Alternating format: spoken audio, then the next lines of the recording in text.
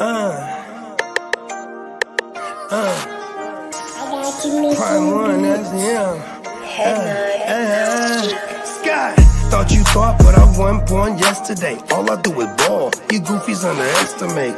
Heavyweight bag, step on your weight class. I done moved across states, blood I can't cap. Strap with it on my pivot, clocking digits. Rock hard and I ain't even in the kitchen. I'm on a mission to move soft, make a thing flip like a moonsault. Keep a switch for everybody through salt. Face froze, somebody check dude pulse. Is you stepping or stepped on? Wake the game up, make them regret I was slept on. Bogey's world, welcome to a new dawn. Till I move up, I can never move on. Big bread got me bougie past the great poop on. I'm getting over while you busy fighting over croutons. Yeah, bogeyism, a true boat brother gon' get it. All this water got me tripping. Hella fish scale, but I ain't fishing. See I move with precision. When it comes to living, I'm the definition. If I stand for one thing, it's on business. Bogeyism, it just hit different. Yeah, it just hit different. You find my story is all non-fiction. I put my family for me and I gotta mention. I keep an air fan tone mob a henchman. For you squares, option for opposition. And you ops that get popped trying to stop my ascension. Talking generational, you got my attention. Underworld motivational, you feel the sensation. Try to see how I look, get booked, I'll take it. I was just a crook, all it took was some patience. Now my phone off the hook, I got hella deals waiting. You ain't really made it unless you got somebody hating. Bogey's world, welcome to a new dawn. Till I move up, I can never move on. Big bread got me bougie past the gray poop on. Getting over while you busy fighting over croutons. Yeah, bogeyism, a true boat brother gon' get it. All this water got me tripping. Hella fish scale, but I ain't fishing. See I move with precision. When it comes to living, I'm the definition. If I stand for one thing, it's on business. Bogeyism, it just hit different. Yeah.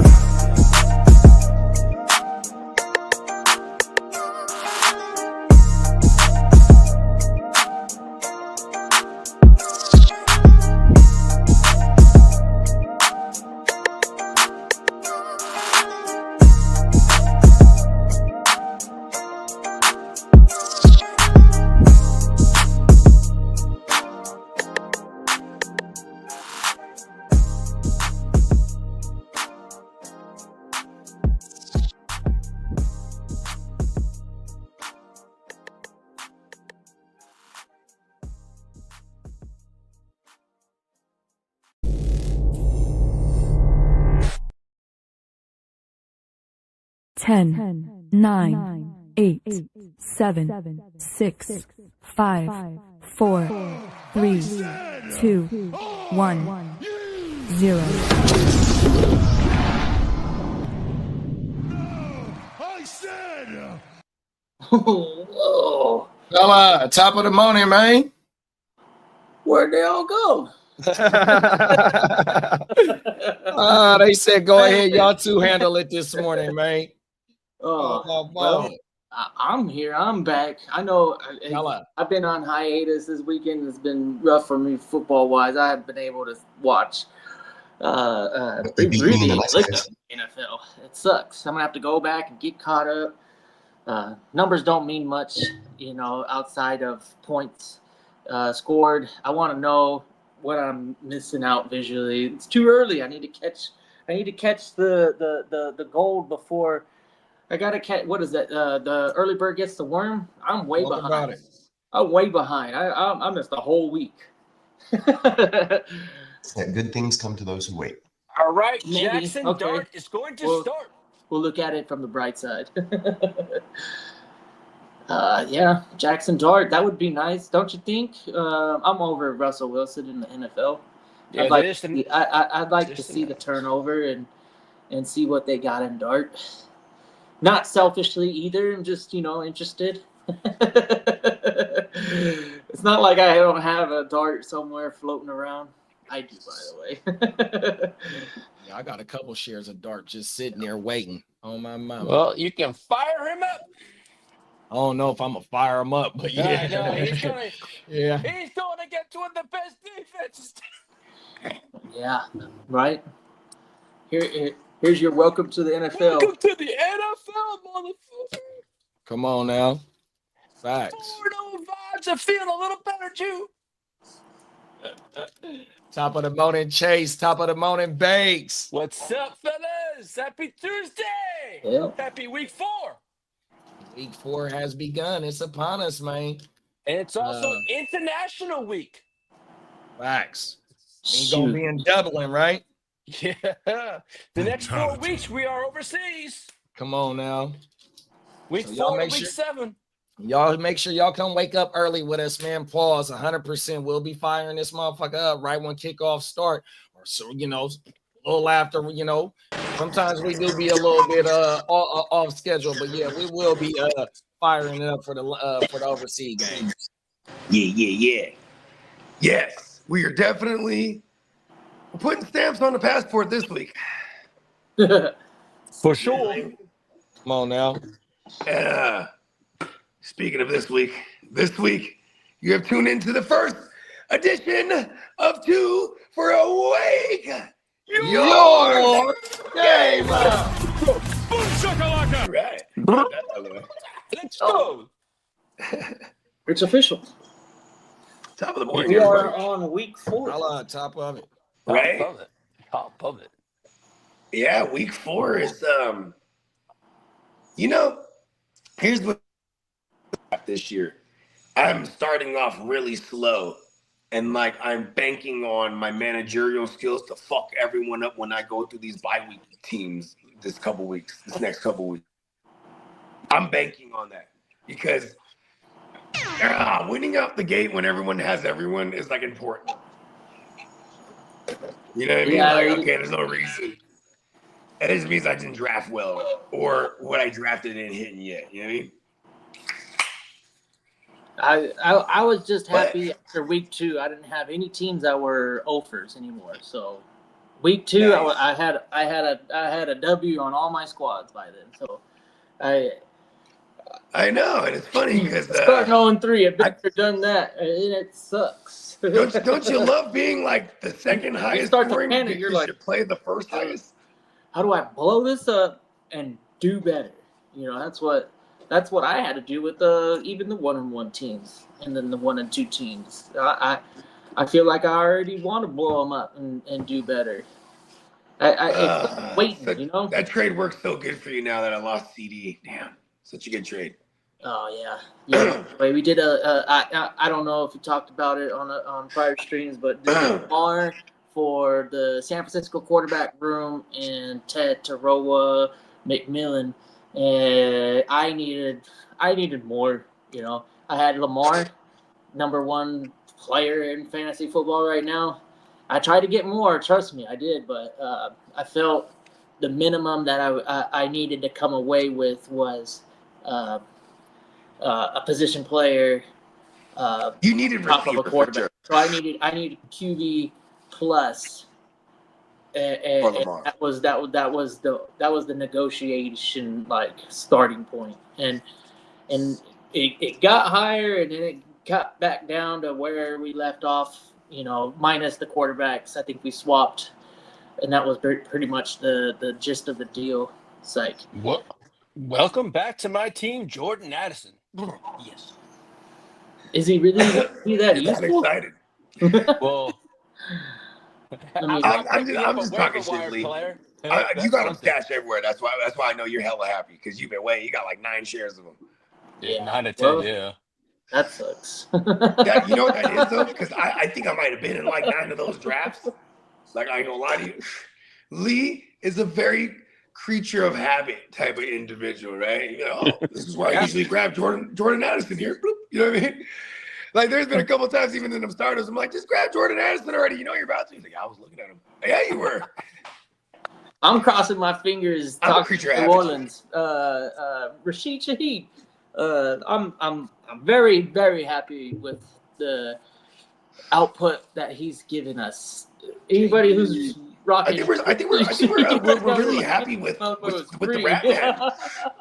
The Rat Man is actually he's able to support and some Juwan fantasy Man options. Johnson. I checked the tight end report, and he's number 2 behind Jake Fergie. Ferguson. He's heating up. Right? You know, which brings me back to the offseason where I totally said the number 1 and 2 tight ends would be Fergie's son and Juwan Man Johnson. No. Oh.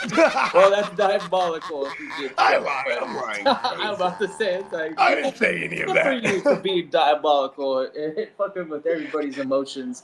You're like, I do have a never tuning redraft. into that show again. You told me to get Juwan Johnson before Yeah. the season started, and said, "Don't I worry, got you're two. gonna I be the got number both 2 of them in tight one end redraft through where I did week wait all the 3." way down.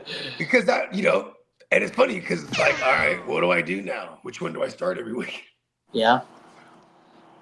Yeah. Fuck it. You'll eventually figure it out. Maybe you got the flex position filled in with tight end slots with your tight end players. That was one of my claim to fames back in the day.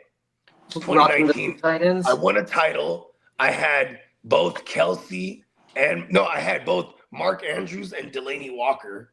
Not Delaney. Yeah, Delaney Walker. No, is that his name? The guy, he's the guy that's on the Raiders before, right? Not Delaney Walker. Walker. Titans. No. I'm sorry. That's the Titans and the Niners. What's his name? Darren Waller. There you go. Oh, okay. Because I was big on Darren Waller, Austin Hooper, and Mark Andrews late that year. So I ended up getting 2 out of those 3. And like they were just balling so hard that like they were worth better than any of my one flexes that I could start. So I remember winning the championship with both of them, and I thought I was the shit. I was like, yeah. I was calling myself Bilbo Gardachek. That was my team name. So I was running 2 tight end set. You know what I mean?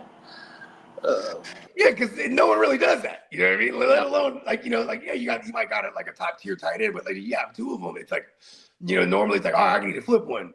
I was like, I'm just gonna play them both. Yeah, if they're that good, they're that good. Kelsey had a lot of years, so it's always and basically a must start. And then if you have that second overall tight end, I know a lot of teams that had Jimmy Graham and Gronk. For example, that was back in those days. And then there was always the guys that were on the cusp of being that, like Jordan Reed. He never blocked, so it's like he just needs to stay healthy. He's King El Concusto, just king injury period. Because that guy, he was one of them ones. And it was actually Sean Payton. Once Sean Payton became the OC over there, that's like, oh, Jordan Reed is going crazy. It was like 2015, 16. And you had old reliable who just never quit for the longest, bro. Fucking Greg Olsen, old Gio. Greg Olsen was going crazy for hella long. Mm-hmm. I mean, shit. Then George Kittle, when he came out the cut, 2017, he was right from Jump Street. He was the guy.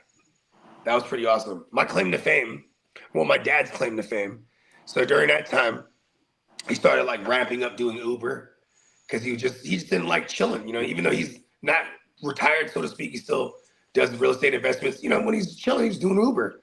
And like he says with his picture, so it's him. He's like this in the driver's seat, right? It's like this. You got him, and in the back seat to the right, with the front seat all the way, the front passenger seat, all the way to the front, and it's George Kittle. He's in the back. Do it because my dad had picked him up from the hotel, was taking him to his practice. He was so new to the team. He's a rookie that year. He didn't even have a place yet. He was staying at a hotel. Wow. And then my dad's like, yeah. He's like, I could be here every day. What time? And then like, he's like, yeah, I'll call every morning. George Kittle talks like that. Yeah, sure. And my dad's like, yeah, he's gonna be good, Jay. And I'm like, what do you know, Dad? He wasn't lying. Then the whole year, do you have the George Kittle in the fantasies, Jay? He throws the S at the end of everything. The fantasies, do you have them in the fantasies? And F's are P's too, by the way. The fantasy football, Jay, it's pretty good, huh? Kittles.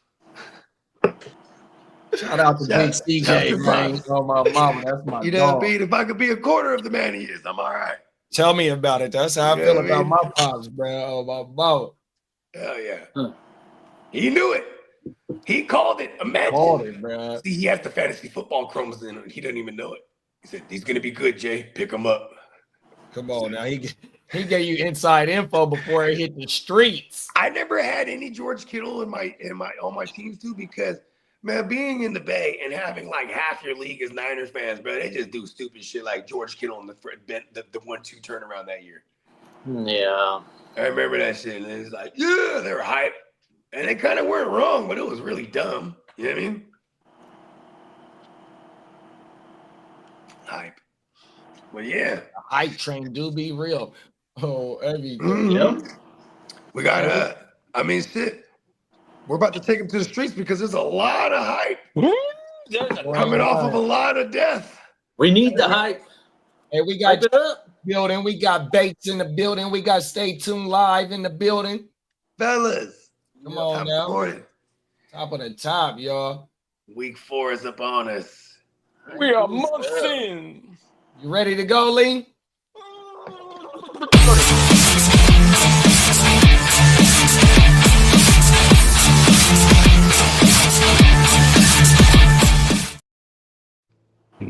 Good morning, happy Tuesday, and happy week 4. Top of it, big bro. Go. I hope everyone had a wonderful week. You know, in their did you notice that? fantasy weeks. And Did you notice that right now, fellas? What? He restrained from saying at least 3 or 4 F words right there. He's good with the alliterations. He's He working. used to be like, welcome to fucking Fancy Funky week 4, motherfuckers. Facts. You're getting good, Lee. You're working on it. I like I'm it. getting there. I'm trying. The Tourette's, right? Well, no, I'm taking a new medication. It's kind of chilling me, but I got No, we love it. We love it. Hey, it's called THC to THC. Yeah. But I'm also trying to curb my enthusiasm. Okay, I see what you did there. All right. I'm definitely the most neurotic one out of all of us. All right. Well, coming out, there's no guarantee that the tush push will come up for a vote again next offseason. However, there is influential voices inside 345 Park Ave, New York, still believe that the tush push doesn't belong, and a change could actually come at the in the meetings during the season and in the offseason and have it voted out. You got too many of the best teams in the game utilize it. You have the Bills. Outside of Philly, you have the Bills. You have the Ravens. You know what I mean? We saw the Colts. I mean, like I said, the good teams, right? These are some of the premier teams that utilize this shit. Mm-hmm. And the loud, influential voice, I don't think he's that influential. And you know who that voice is? I think it's Uncle Jerry. That's the one guy that would draw a major issue with this and try to lobby, but he doesn't have the most friends in the industry like he used to have. No, like he thinks he never did. No. No. Uncle Jerry's cutthroat. Yeah. Well, the NFL removed Texans safety Jimmy Ward from the commission exempt list because they dropped the charges. Good for him. Watch out for these crazy females, everybody. Hey, Peacock said he's working on a new motion graphic video to use on the show. Latest Bogart single release, man. Oh, damn. I appreciate you, Peacock. And we got Tino in the building. What up, Team Tino? leader. Lead us to greatness, Tino. We got King D in the building. As for the 49er faithful, Long Beach. The 49ers are expected to make calls for Bengals Trey Hendrickson after losing Nick Bosa for the season. I've been on that phone. They ain't picked up yet. Well, the best part I've is been calling. On Bosa's ACL, they say it was a clean tear, so that was a good thing. There was no other structure. Did it happen to tell you if it was his formerly surgically repaired It ACL? was. From 2020? Yes, it was. So the clean tears, that's good, but yeah, it's never good to hear it's the same knee. I would almost wish it was the other knee, because I mean, Frank Gore came back from multiple. Then again, he can have robot legs like me. So you're just accepting it now. Basically. You're not afraid to admit it. You're just gonna take away. You're gonna take away the droid from me now. You and the droid army. I will lead you and the droid army to greatness. They're actually gonna use the brotherly shove, like the actual idea of it being dangerous. Football is dangerous. Yeah, and what football's about We don't like like how you almost get smashed. dangerous, especially considering that Jalen Hurts, has he been injured really bad on that play? I don't think. No, he's had a lot of protection. So the He's not main allowed gripe, the main gripe is the way that they official it, especially when somebody is kind of like lined up offsides or in the neutral zone, and how the way that it's so tucked in is so it's kind of hard to officiate that shit from what I've been seeing. I mean, How this come is where that shit needs to like come a into skill play. thing though, right? This seems to be like a skill based rule to me because they're singling out the one team that can actually execute it well, right? Well, and then they're the Bills, it's unfair. What do you mean? The Bills are unfair? good about it. Is it The Bills are unfair? good at it. Is it as well? But they're they're I think that's what I'm okay. You know what would stop the tush push? Here's what would stop the tush push. If there was a team like Carolina that was stupid enough to do that, because Mighty Mouse would die. So even Commissioner Roger Goodell says that the data doesn't show that there's a significant increase compared to traditional quarterback sneaks. How come no one instead of the tush push Carolina, they should just grab them by the tuchus and throw them over the entire line. Hey, top of the morning, South SCO 650. He said, top of the AM, fellas, y'all answering questions, man. Drop that shit. Yeah, man, drop the Drop question in the chat. We'd be happy to help. Them and let them go. Yeah, man. And shout out to the South SCO, man. South City in this thing. Bay Area, stand up. That's what I'm assuming. Now, coming out last night, with the Chargers surging and Najee Harris sidelined for the year, a bold move for the Jet star Breece Hall could be in play for my LA Chargers. Hold on, let me get this straight. Did you add the verbiage surging? Or that was you all added that? I screwed. No, I did with not. With the Chargers surging as the best team in the entire NFL history. I would say the Chargers charging, right, and then eventually, they're gonna slow down and come to. You think the Chargers sold their soul to the devil a long time ago and was like, "You're gonna get one of those choking halts." You're gonna be like you guys gave them chain collars for big dogs. To it's like illegal. I think now. I don't know. Anyway, the choke collar. Oh yeah. That's exactly what comes with being a Chargers fan. So get ready. You're gonna get that. Whoop. Lee, I know you got a bolo tie, Lee. Lee got a bolo tie from the Rivers days, doesn't he? Oh, well, I don't know. He has been in Texas for a while, so we'll see. It's been almost bust out the bolo tie, right? Yeah, you got busted out. We know you got one. You've been in Texas. Oh, they need Troy Polamalu to stop that play. Cowboy boots or a pair. They need Troy to. I've never done that since I've lived here. But you ain't gonna know who. Troy would figure out his way to maneuver through all the defenders and stop Jalen Hurts. Or he would just smooth jump over everybody. Hey, Troy, he was so clean with that leap move. He would leap, and the cleats would still be there on the ground. Well, he'll jump right out the cleats, right over the line. Well, those that are monitoring Jaden Daniels, he's day-to-day heading into week 4. When they said he was day-to-day last week, they lied. Yo. Who do they got this week? I don't know. I feel like there's a good matchup here if Miss Mariota, he's a streaming option again. Because I took a gander at the schedule. I just can't remember exactly who it was. I'll take a look at it now. Hold on a second. No, okay. Appreciate you. South Skull said, is Trey Tucker a good pickup for the rest of the season, y'all? Washington and Atlanta. Washington. There you go. Is Trey Tucker a good pickup for the rest of the season? I mean, I think he's a pickup. He's a pickup, but I wouldn't say he's a decent flex. You know what's crazy? That he's their number one guy out wide right now on the perimeter, and they do a lot of 12 personnel, and so he gets a lot of the lesser coverage because he's the opposite of Jacoby Myers, who is their number one You know what I mean? It's hard not to chase the 9 catches and 3 touchdowns, but I'd still temper my expectations. I mean, this week the Raiders have Chicago, so he's definitely in play again, in my opinion. Well, I did have in my notes that Brian Daboll has left the door open for a quarterback change. Well, that quarterback change was made this morning, and it's Jackson Dart over Russell. Oh, they made the change. We made the change this morning. Yeah. Just as we were going live, it was announced. Jackson Dart is the starting quarterback. Somebody give me some AK gunfire. All right, so give me some top shots. Here's what you do with Trey Tucker. That's all good. Appreciate you. Hey, it took me a while is not the shooter. All right, everyone. Pick him up, but trade him.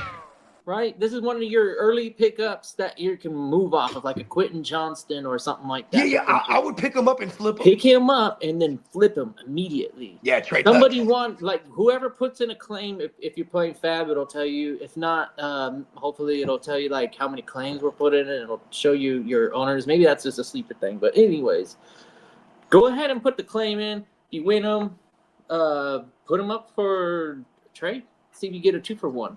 Real quick, or get better at running back tight end position. Tucker is somebody that I would put in for, and I agree with my brothers on trying to flip him. But now with QJ, you got him off the wire. You're not trying to flip him. He's been consistent for the first 3 weeks, bro. He's been against doing it against tough matchups. He's on the block. I'm gonna go and put him up right now, wherever the hell he is on. I didn't know you could successfully do hand transplants. Oh yeah, that's right. Because I got some new hands for him. That is right. Somebody wanted QJ, and so he's already in trade negotiations. So if you want QJ in the West Side, come talk to me. I got love for the West Side. I'm probably gonna move off of him. Let's see what kind of deal we can make. Let's make a deal. Come on down at the Come on down. You need another Charger? I got Quentin Johnston, and I see Jahmyr Gibbs. I ain't going that far. Gibbs. Do you like Gibbs or Quentin Johnston for the rest of the season? Rice, he can return to meetings during his suspension this week. He can return. Yeah. Now with getting Green in the house, the Jets head coach Aaron Glenn came out and said Justin Fields will remain the team starter for now. You know what's weird? He reluctantly said it though. I don't know why they're like playing this gamesmanship with Justin Fields. You know what I mean? Yeah. Mm-hmm. Like he just said, yeah, we can't wait to get him back. When he comes back, he's our guy. Why the fuck would they say that? You know what I mean? He doesn't need any extra motivation. This is the same old story with him. You know, if I was a coaching staff, I would approach it differently. You know, I wouldn't do the same thing over and over and over again with the guy. Yeah. You know, that is true. Fuck up his head. You know, whatever. You already made the commitment to have him start this season. You know, act that way, and if it doesn't go well, then next season we've got a pretty good quarterback class, hopefully. Yeah. Hey, South Coast said, look, 14 team have PPR. Just traded away Javonte DK for Nico. New lineup is wide receivers Puka, Collins, Ridley, Wicks, A-Chain, Jalen Warren, Q Junkins, and RJ. Okay. I like nice Junkins there. He looked really good in 2 games so far. Ridley, I might be trying to take a Ridley, and then if I can acquire Trey Tucker, I'll take Ridley and Tucker and try to see if I can get top heavy with them. You know what I mean? Turn them 2 into one better player. Yeah. But in a 14 team, this is a nice squad right here. 14 team is my favorite. 14 team super flex with IDPs. We got 2 of them this year. Those are the most fun and most gratifying leagues. And he has a good looking team right there for a 14 teamer. And so, and then you answered his first question too. I need to pick up a wide receiver to stash on the bench. Trey Tucker, Thornton from the Raiders, Turpin from the Cowboys, and Torrey Horton from the Seahawks. So For me, I like Thornton. So would you say Nah, it's Horton for me. Horton? Yeah, Torrey Horton. From Seattle? Yeah, From Seattle? Deontay Thornton from the Raiders. Thornton, he just hadn't shown us. Like Trey Tucker's the one to have there right now. No, he's talking about Thornton from the Chiefs. It's both of them on there. Tyquan Thornton okay. too. Yeah. Tyquan Thornton. Listen, that's a great pickup too, but there's a clock on that pickup, right? Like, yeah, you got the Rice coming back. Yeah, you know what I mean. You got Xavier Worthy coming back, and which looks like this week maybe. If not, I would be with Brody on this one. Horton would be my pickup. Yeah, I'd pick up Horton. I mean, his snaps have only been going up from week to week. Yeah, it still doesn't feel comfortable starting, but he's getting up there. That's the guy that could be a second half darling. He's already flashing.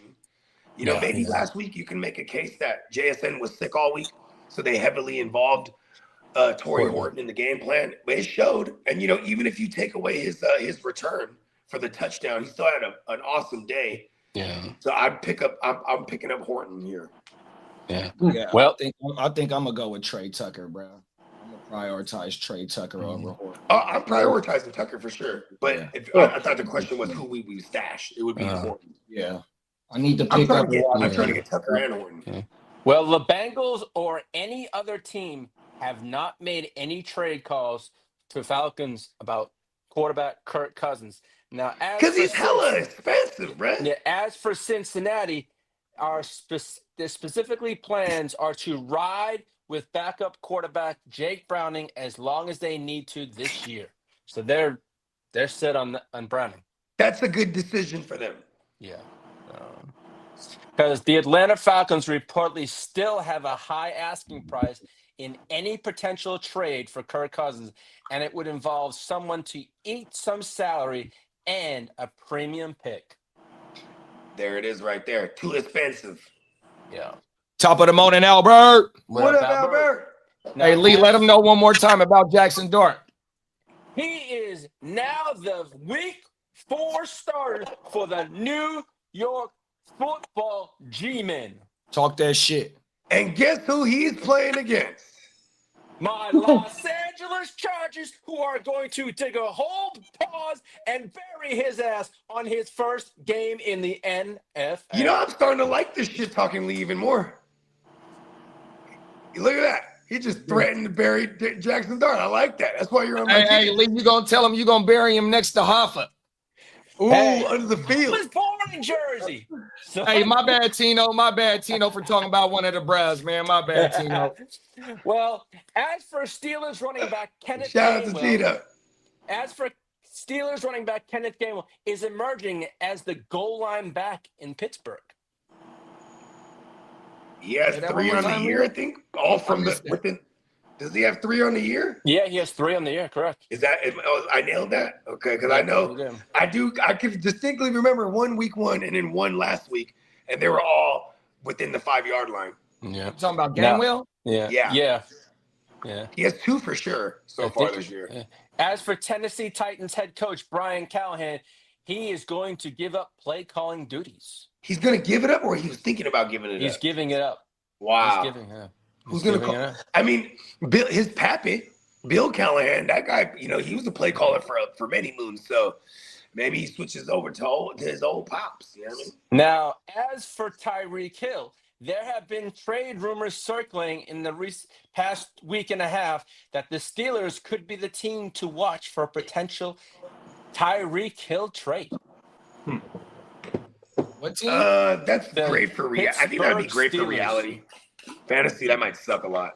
Exactly. And that's one of your fallbacks. Exactly. Yeah. I love it.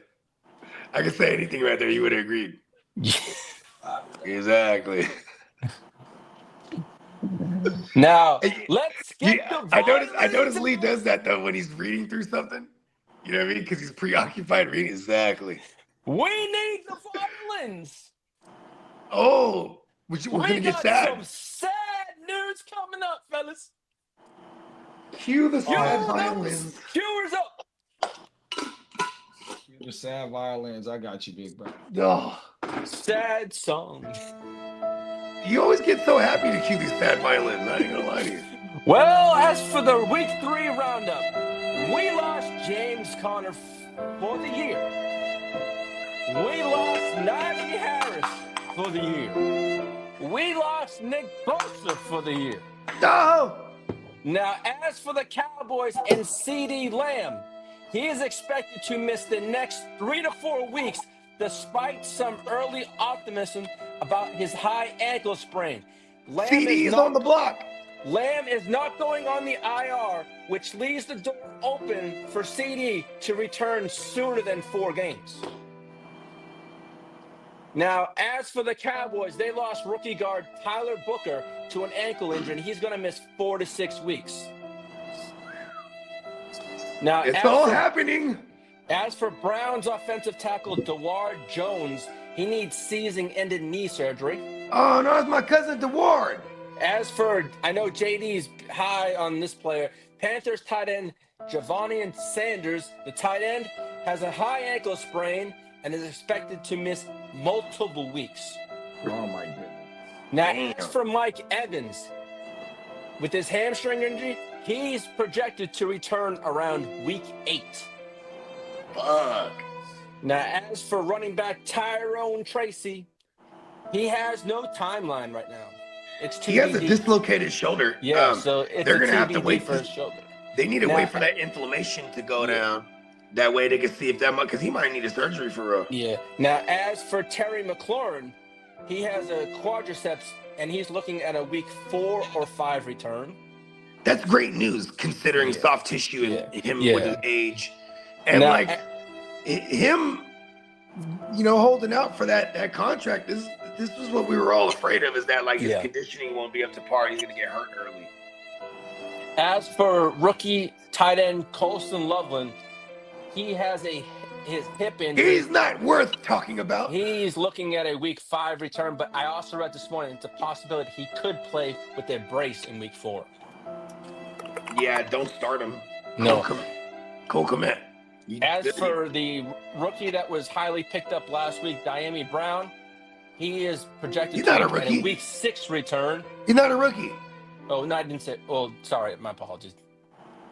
That guy been around. Now, as for tight end Michael Mayer for the Vegas Raiders, he is projected for a week 5 return due to being in the concussion protocol. Can we get more Brock Bowers? Mm-hmm. What is going on with Brock Bowers? Yeah. Is he hurt? Now, he's hurt, huh? He's hurt. He's playing hurt. That's what he looked like. As for Vikings rookie left guard Donovan Jackson, who had surgery on his wrist, he suffered back in week 2.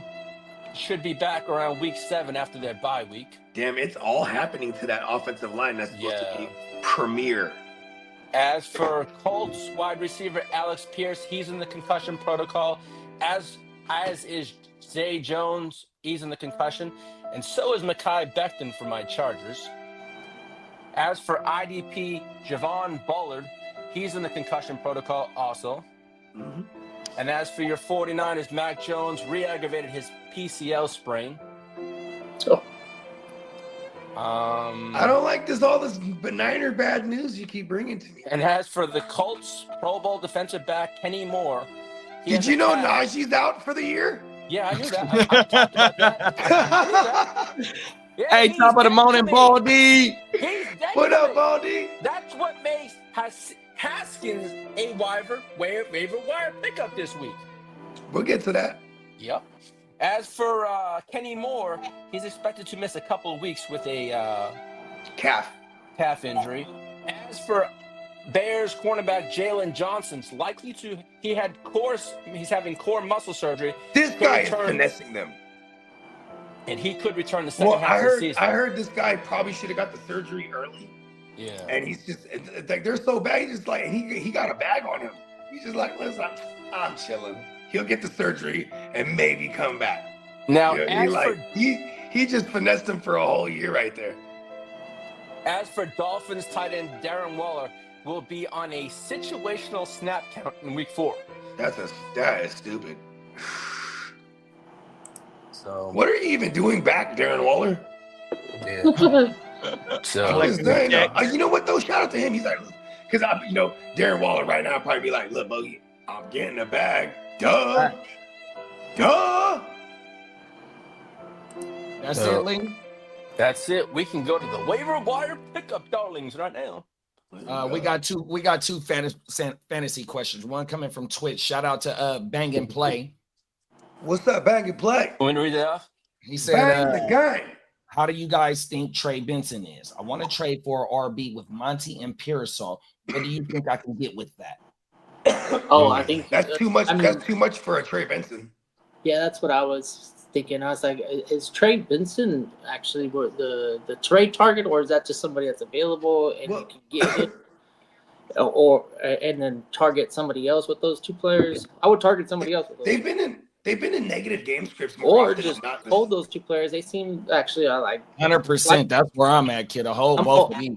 I'm holding them and then actually just picking up Benson if that's the option. But Two out of the 3 the player weeks, that you get for Pearsall Pearson went over 100 yards. 2 out of the 3 be weeks. really, really strong. It's got to be Yeah. a Gibbs or something, Facts. 2 out of the 3 weeks, Pearsall done went over 100 yards, and Monty been a top 36 play for the last 2 weeks.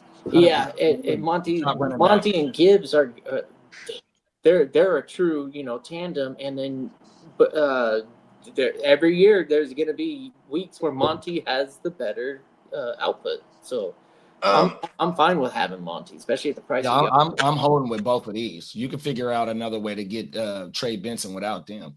Yeah, and you might be concerned with Pearsall maintaining the upper echelon wide receiver value. I don't know if it's going to sustain, but the main thing with Pearsall is he ain't scored a TD. So you won't give me 10 plus yet. for Ricky?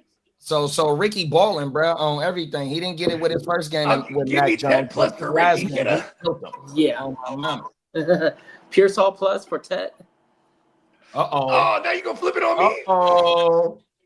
He just Irish with me to the ropes right now. And then Baldy said, and then they reversed it. Look, oh no, now I'm running. And Baldy said, I'm about to trade Jettas for JSN in a dynasty. I think I can get a 26 first and more for him with JSN. How y'all feel about that?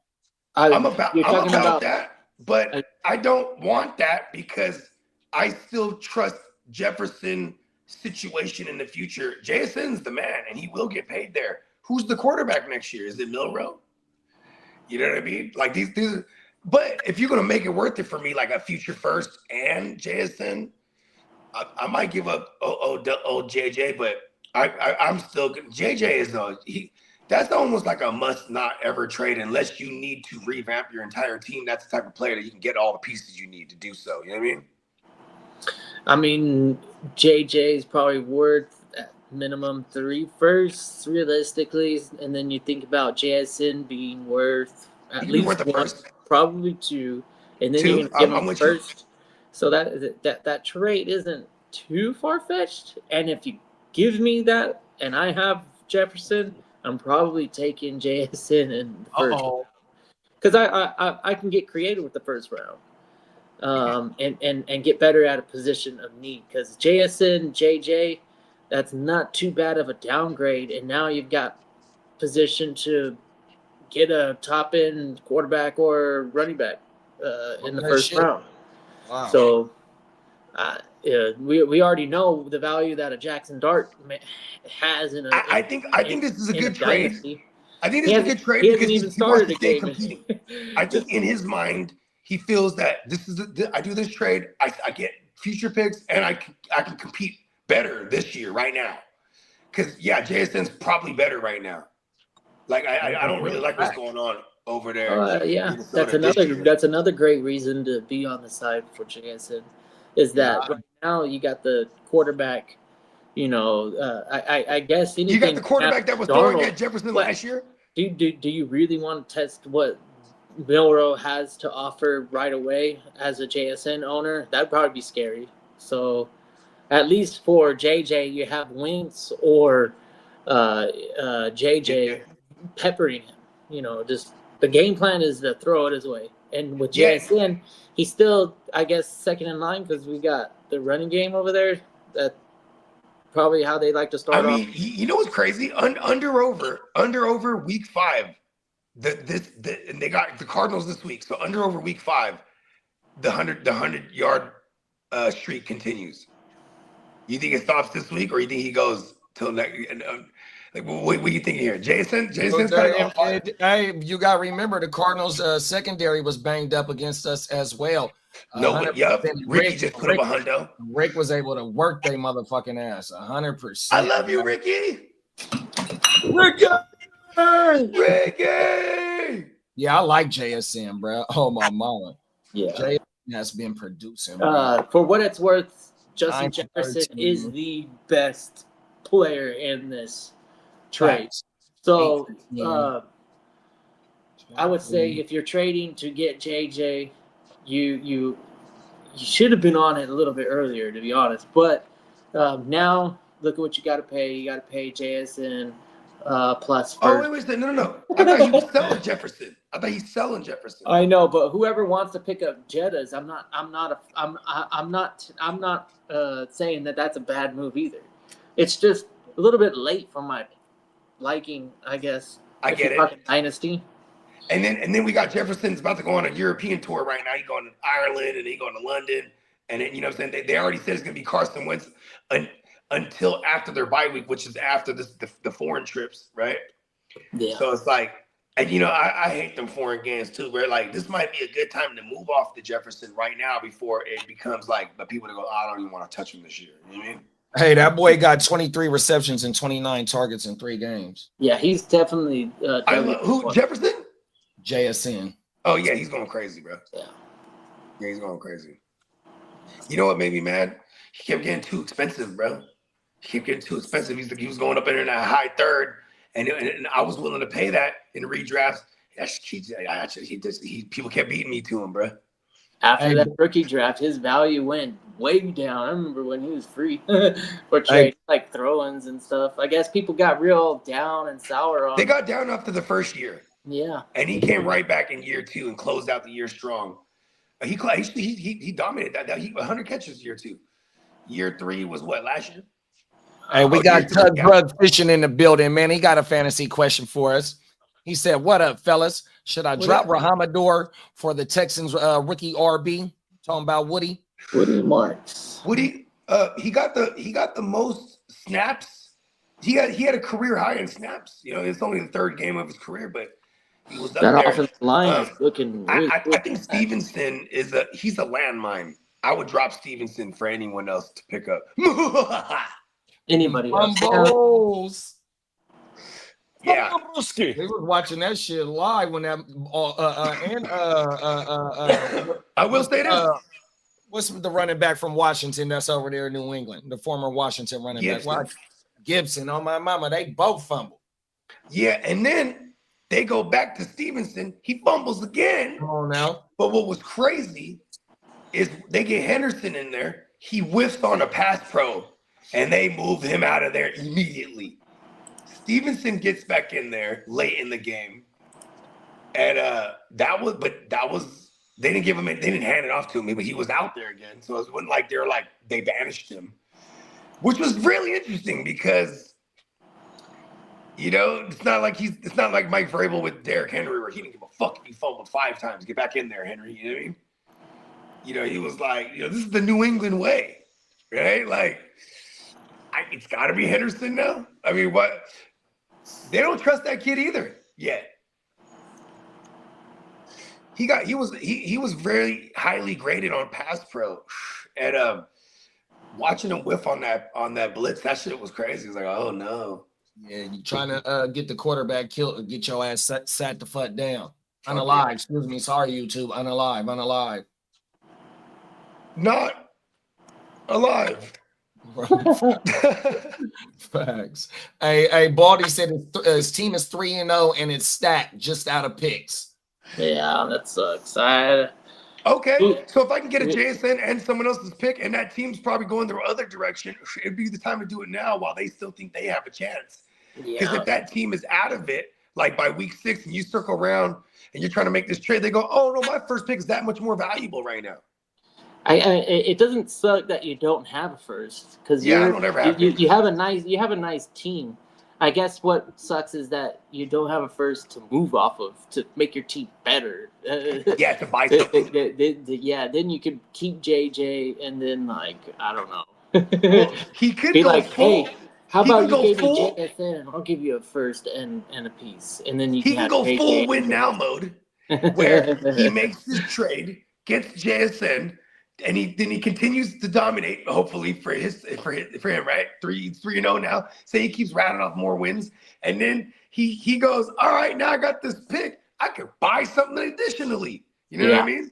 Then you could look at that person who you got the pick from and use that as a selling point. Look at that motherfucker. He 1-5, bro. This shit right, he gives, bro. You know what I mean? And There's you a go lot. and fight and you buy off of someone who's out of it, or There you go. or someone who needs the reality check where they go, well, I'm only 2 games out, bro. It still looks bad for you, bro. Right. You need to start thinking about this. That's right where now. You know what I mean? Depending on your philosophy, that's where waiting till you have a pool of people that of teams that are trying to make a playoff push, and then all of a sudden the teams that aren't trying to their win best anymore. Players to get You're gonna get to a point of the season. Draft. Week 7, week 8. There's gonna be some individuals when you look across the landscape of your dynasty league. There's gonna be somebody who has no plans of winning anymore. You know what I mean? That's the person you go and buy shit off of. You know what I mean? That's when you get CMC for not even a first. You'd be like, oh, I'm gonna get CMC for second, or maybe just 1 first. You know? Fuck it, 3 seconds. And then they go, you know what's the worst? The worst is when that person has the wherewithal, that they're very conscious of that. So they go, oh, CMC's on the block, y'all.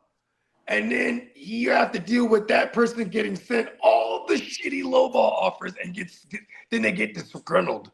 Oh, I don't even want to trade him then. Yeah. You should have never put him on the block, bro. I love it. I'm okay. Send me all the shitty offers. I'm just gonna counter with something I want to do anyway. You know what I mean? Yeah, at least for what it always gets offers. me. At least it gets me thinking.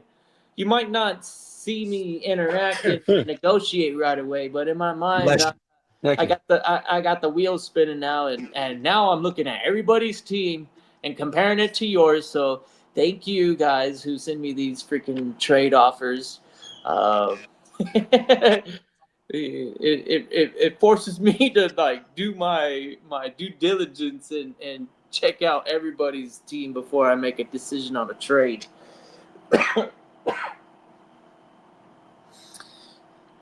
I don't know. I don't know. What do you guys think? Do you think it's more often where you run into a trade situation where it's pretty quick, counter back and forth a little bit, or do you find yourself going, well, if this package is gonna get this much from this team, I'm gonna offer this package to the rest of the league and see what kind of conversations I get.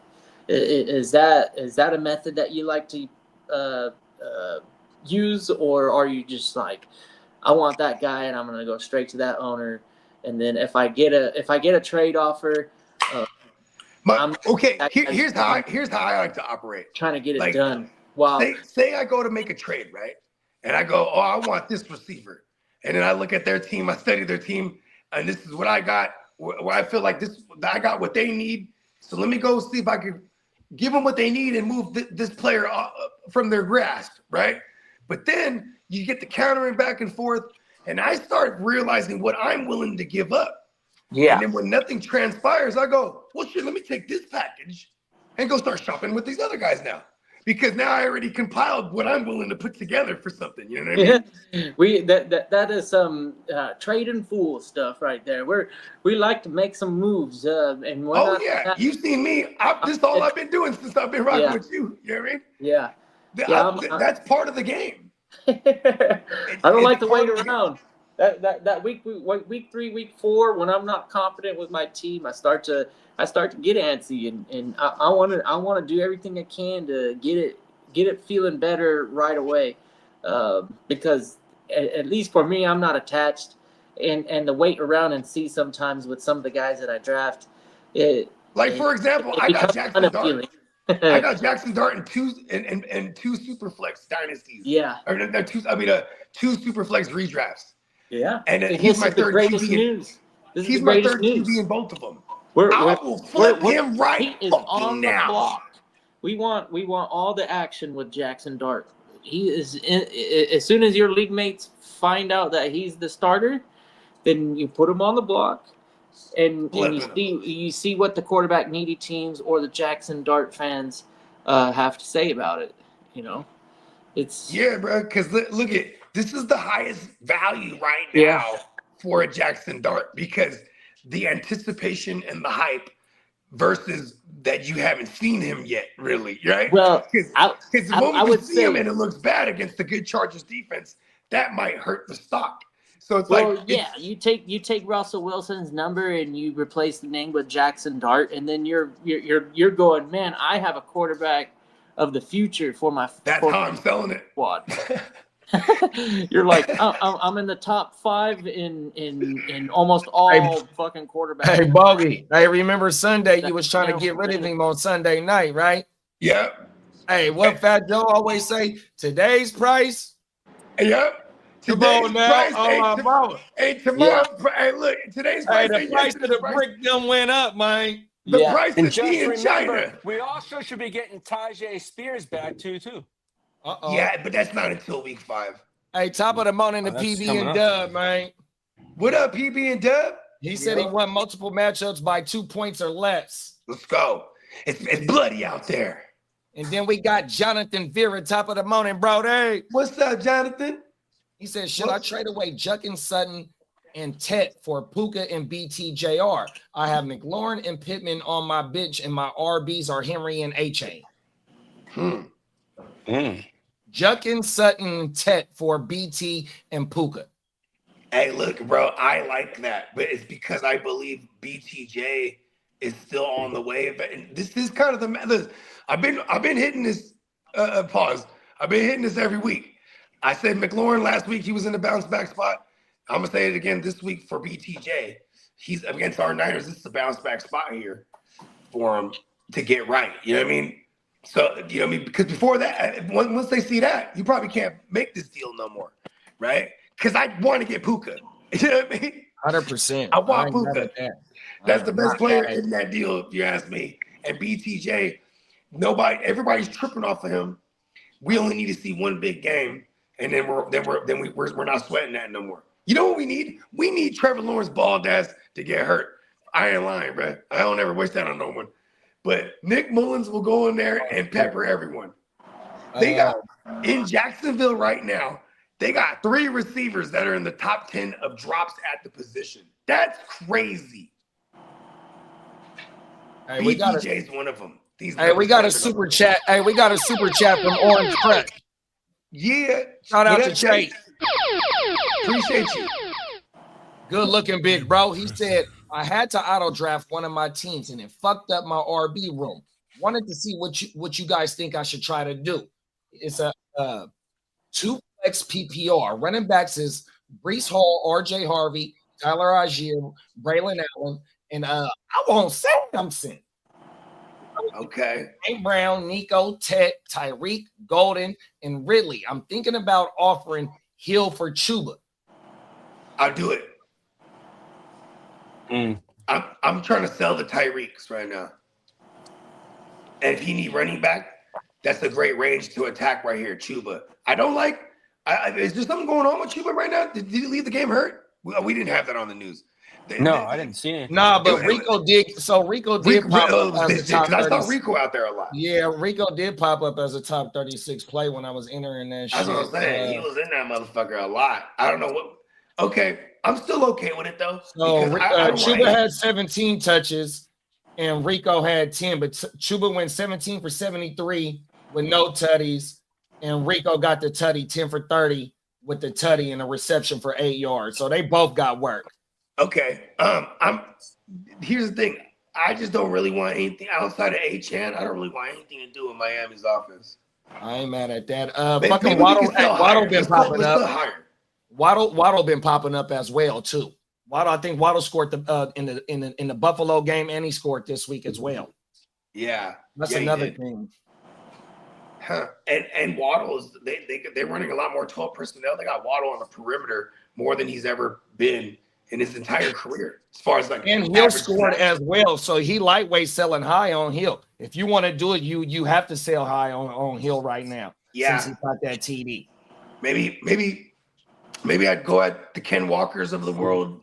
I'd go at, Chuba. I'd go at I feel like it would be a smash. It's risky, but you probably get a Trey Benson real quick right now. That person would probably just feel like they came up. But I still want a bigger fish, right? Who else in this range? I don't want to trade him for ETN. I don't want to trade him for Jamar Chase. Oh, Josh Jacobs. The person who has Josh Jacobs might not be that happy right now. They ran into Cleveland. And it's the stock market. Let's go try to see if we can buy who else's name is real hot right now for the last 2 weeks? Who? It's the Scat Man. Oh, the Scat Man. The Scat you might be Man able to get Scat Man plus 2 weeks. You might get Scat Man plus for Tyreek on name value, and he's coming off of two good games. JP Mason got some value right now. I'd buy. I think I might be able to wiggle Mason plus. Pause. For Tyreek, the freak, you know what I mean? I mean, you got a big fish that you're willing to flip. So, this is what I do too. I just start shooting out all the offers of the motherfuckers I actually want. You know what I mean? I might even take like who else has he got over there? We'll take Tyreek plus and see if we go after somebody, bigger fish if we wanted to. Tyreek. Go after CMC. Fuck it. He's deep at wide receivers. St. Brown, Nico, Ted, Tyreek. So yeah, I don't want to give St. Brown. No, you're right. And I like the Ted. I like the Ted experiment right now too.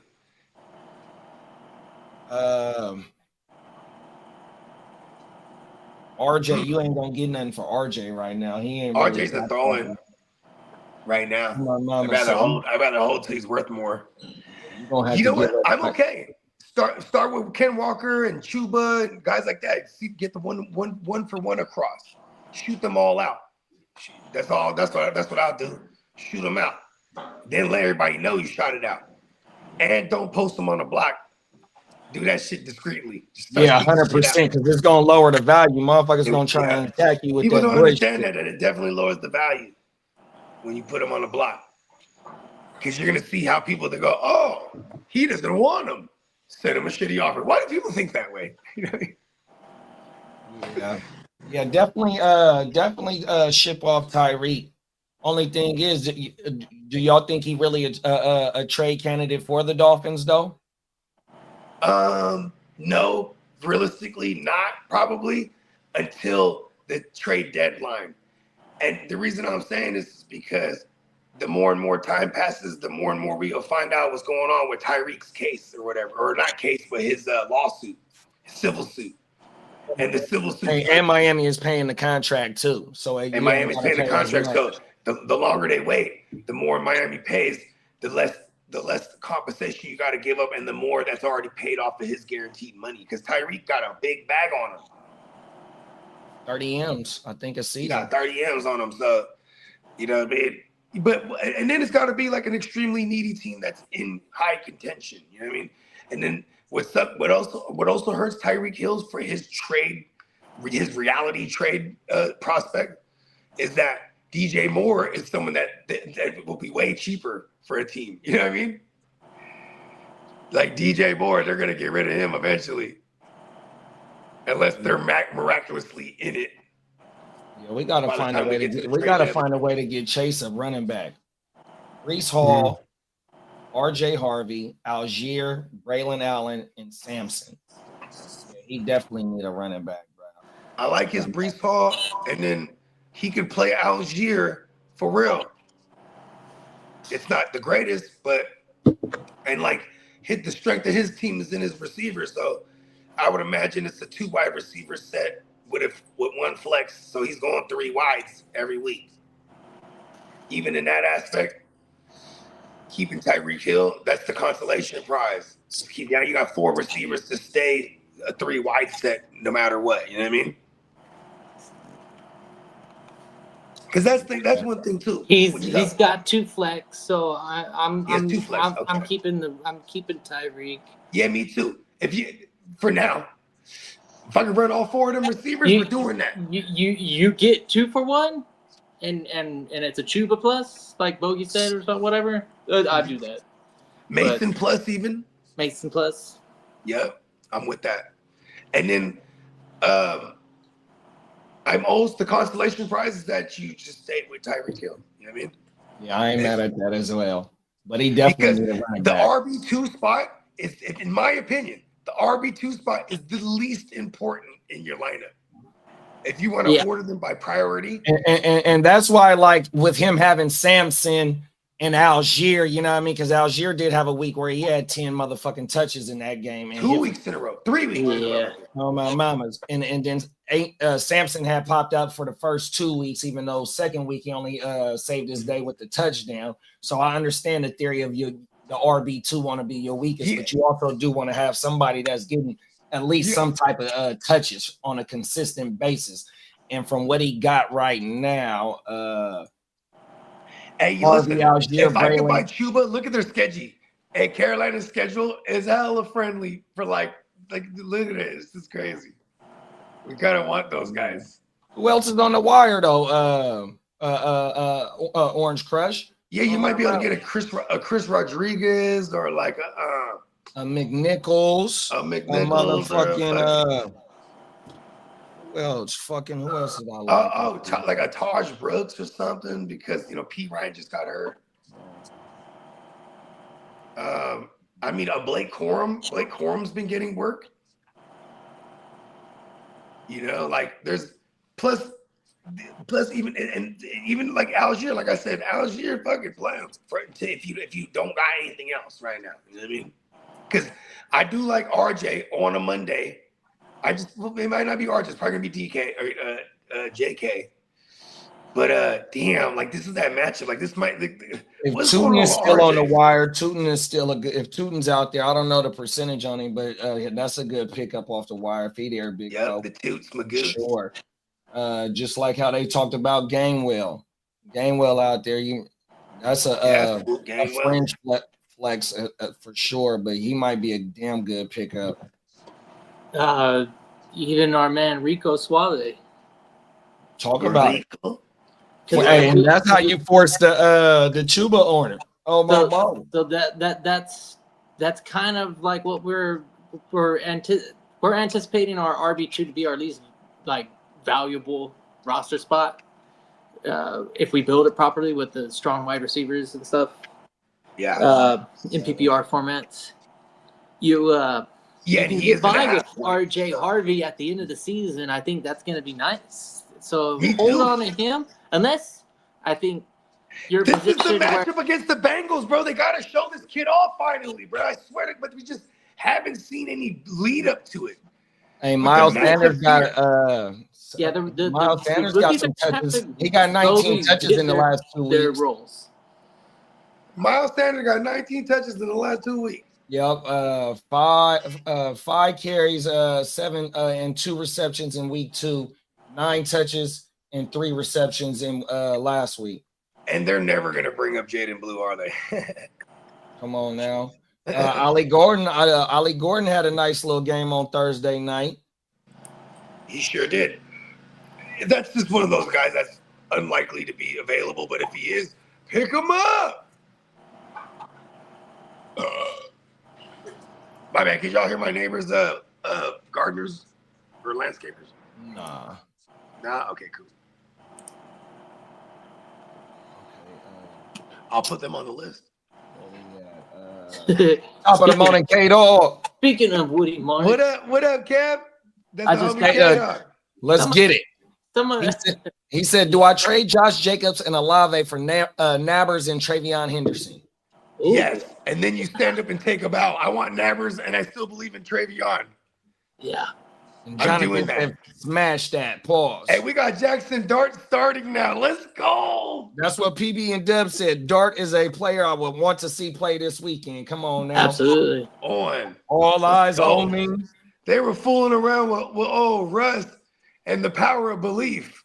They should have started Dart from the start. Hey, kiddo, how you feel about this Oh, one? you got For the bars rest now, of the panel. please? We got Alex Cross in the building. He said, got Nico for Monty. That good? Yeah, Alex Cross, I love all your movies. absolutely. Remember him? He's the detective. Even though that offense is terrible right now, it doesn't take much for them to maybe get into rhythm. But the offensive line, right? That's the weak spot, and there's no time for any play What team are we talking about? develop. The Texans. Oh yeah, fucking A. You don't have any time to develop, and you can't run, so that's not great fantasy in real life. Yeah, it makes you one dimensional, and then like for some reason, the play calling and Peacock. You have to hope that defensive special teams makes a play and put some points on the board. That's how bad it is right now. I don't know what's going on. I love the Texans too much that I keep forgetting their offensive line. Well, I keep like believing their offensive line woes will be compensated. Wasn't there an injury, and then it kind of just went back to revert to the old way where we got to figure out where we can they traded away Tunsil. Plug the hole with like gauze and tape. Look at Chase. Yep, appreciate you, Chase. Hey, we got a new newbie around here, man. Top of the monitor. That's how you get tetanitis, man. Oh, tinnitus, hey, man, that's how you get tinnitus, man. I've got tinnitus, man. Tinnitus, my bad, bro. My bad. Yep. Hey, he said, should I give up Bucky for a doomsday? Javonte will replace him for me, and my wide receiver right now will be BTJR and Keenan. Why can't we? No. I'm selling Javonte for Odunze. I'm going to try that first. I want to stay with old Buck. Watch when they get Tristan Wirfs back. That run game's going to explode again. Yeah. Well, yeah. It's a form of selling high on Javonte, and this person's probably a James Conner or a fucking something. They need a running back. I'm going to leverage that against them, and I'm going to say, here's Javonte, who's one of the best running backs currently. Let me go ahead and get smooth Romo Dunze. I like that. But hypothetically, let's just say that there's no conversation. We're not even negotiating. It's just an automatic decline and then ignored and not. Yeah, then I'll come back with Buck if I'm already willing to do that. I just want to start here. I want to start here first and to see if I can end here. Okay. Would you consider doing a trying to see if they would bite on a BTJ and Keenan 2-for-1 and keep the running backs? Yeah. Y'all can't hear it. Can y'all hear that? A little bit. Because I mean, for what it's worth, Javonte. He's due to finally play a full season. I know that's annoying. Pardon the garage. Bucky, the good thing about Bucky is that we do have Rashad White. That's a good thing for Bucky owners, right? You don't want him to have the whole. He's the bruiser back, but he's the smaller one. If we're talking, in the best case scenario, they just give the rock to Bucky when it matters most in our playoffs. I think you got action in the beginning now. Bucky got 49 carries in fucking 3 games. Yeah, I don't want to get rid of Bucky. That motherfucker. That offense is clicking. Watch when they get their weapon. They're about to get Godwin back. It's gonna open up everything again. Yeah, it's gonna be great. Cool. Egbuka, he's looking like the real deal. And Javonte got 43 carries in 3 weeks. Sell high.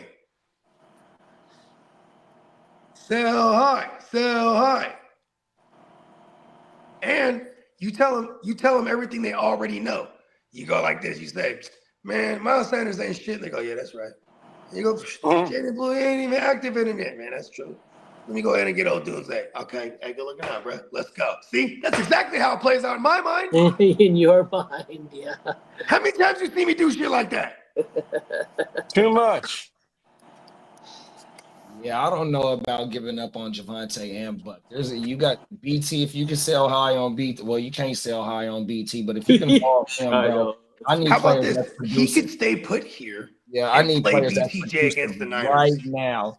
And if I can fadangle a Dunze for not giving up Bucky and Javonte, bro, because they are getting the motherfucking touches. Javonte's starting to get a little bit work in the PPR game, 100%. He's getting all the touches, 100%.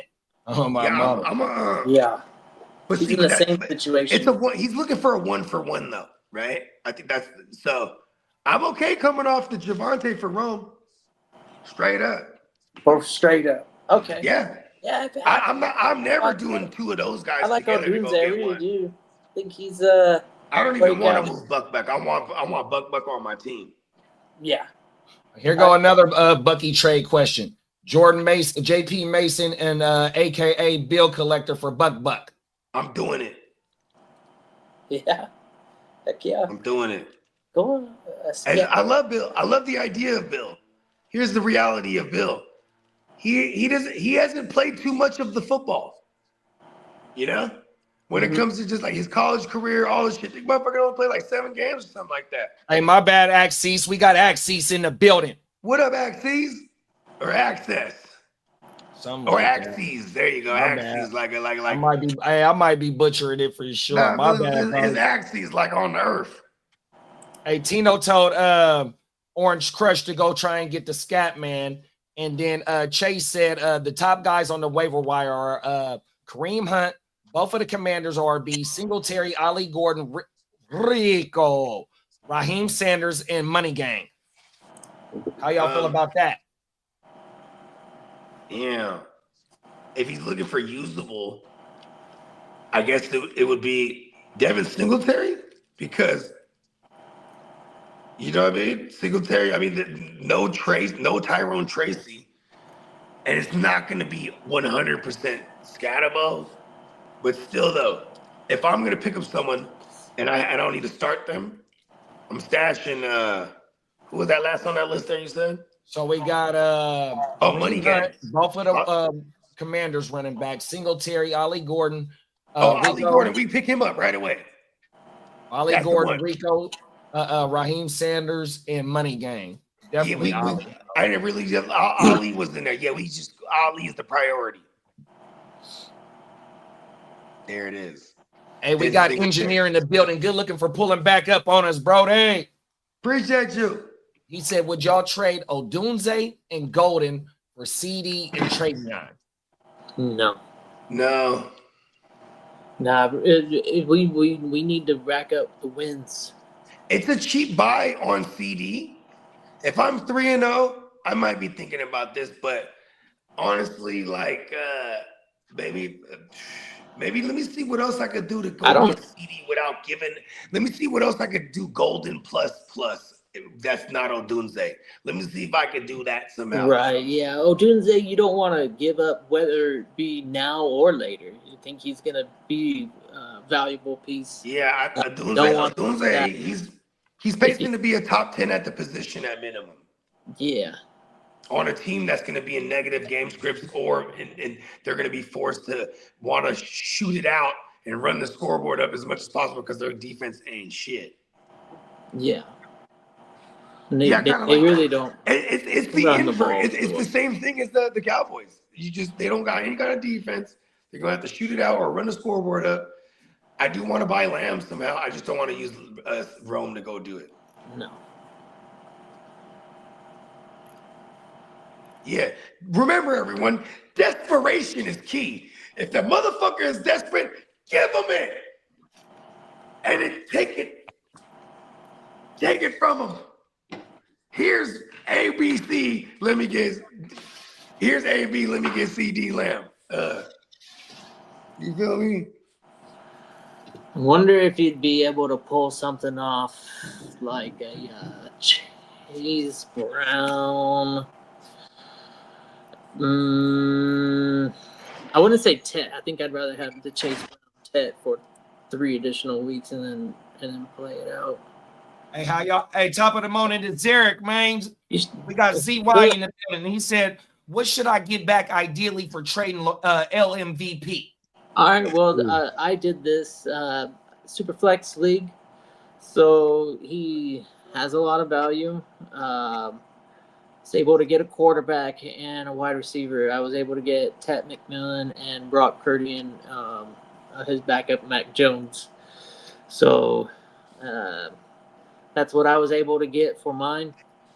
It was week 3, so after week 4, his value is probably higher. So whoever has Lamar, you should expect to get at minimum that. And yeah, I did it strictly on behalf of my roster construction in a league, a 14-team league. I didn't have the receiver depth that I was not comfortable. So Ted McMillan was what I was able to get, and Brock is when active and healthy, pretty solid fantasy piece because of his passing. He has some nice in real life and fantasy passing stats.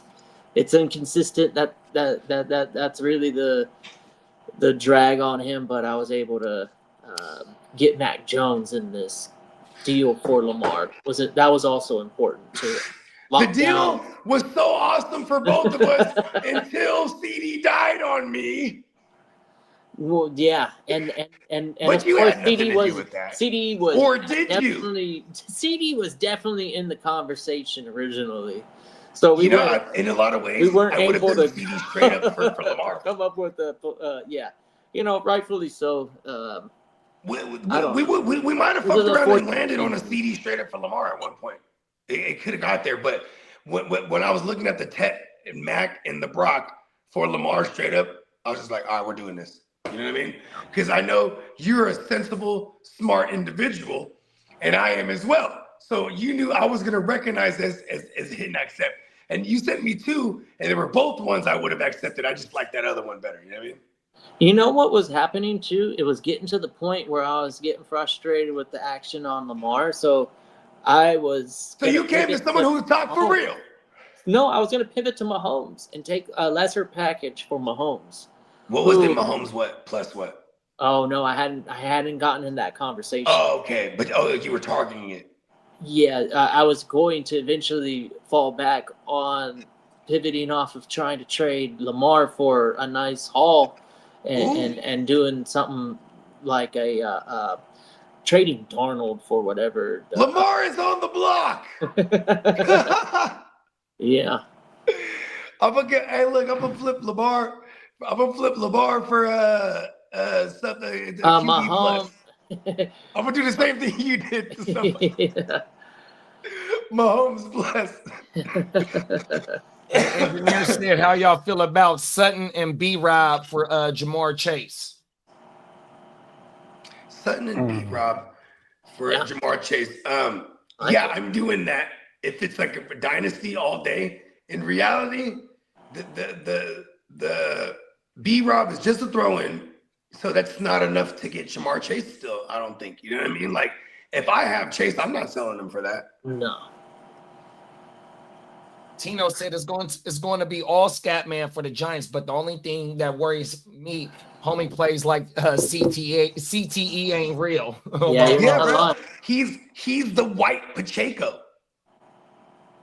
Like when you look at Scatterbo run, that's how Pacheco runs. Pacheco's even crazier though, because he'll beat the ground up too. You know what I mean? He look like he's stomping the ground too while he's running. Scatterbo kind of got that in him too, actually, now I think about it. Hey, ZY said that's kind of light for Lamar Jackson. It's a 14-team super flex redraft. And for a receiver needy team, I thought that was really fair, actually. I was the one who brought over Lamar and sent Ted McMillan plus the Brock Mac pack. Yeah. I have Mahomes as my other quarterback that I get to start. So I'm crossing my fingers the passing game starts to evolve with Rashee Rice, Worthy, get the real playmakers over there, because if Thornton's getting behind the defenses, then we know Worthy's gonna get out there. Facts. Worthy's gonna go boom. Unless Taekwondo Thornton is just the fastest man on the planet for real. Well, I think he gets lost in the whole. They forget he's on the team. They go. Who the fuck is that? Hey, remember they had the flag. They are. They statistically their success rate isn't very good. Success rate's pretty bad. They had the big play down the field. Get them down to the one that's the flag. The very next play, they go right back to him. The one big play, and all of a sudden it pays off for your waiver wire pickup. But for the rest of the season, he's going to get phased out, and you'll know why, because the other guys that team are waiting for, they're going to make the plays that he hasn't been making. We making plays every day. Yeah. They're just better. Okay. That's how it works. How y'all feel about this? Bakes said Rome Odunze for Jamar Chase straight up. I mean, I would do it if I was the Rome owner, yeah.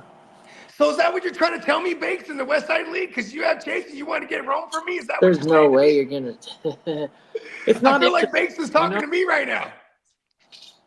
I don't know. Is it interesting? Does it move the needle for you? I guess in the long run, yeah, it does for me. I don't expect Burrow to retire. There has been some conversation of him being the next Andrew Luck, but I don't think he will. I think he's going to play some football. Huh. Tino said he's playing Dynasty. ZY for redraft, you want a top 20 QB and a top 10 wide receiver, maybe for the Lamar Jackson shit. Talk about it, team leader Tino. Come on now. Top of the morning, Brad McCoy. What's up, Brad McCoy? Hey, welcome back. Long time. Come on now. He's the real McCoy. He said he's 0-3 in redraft with CD already have Rice in the IR spot.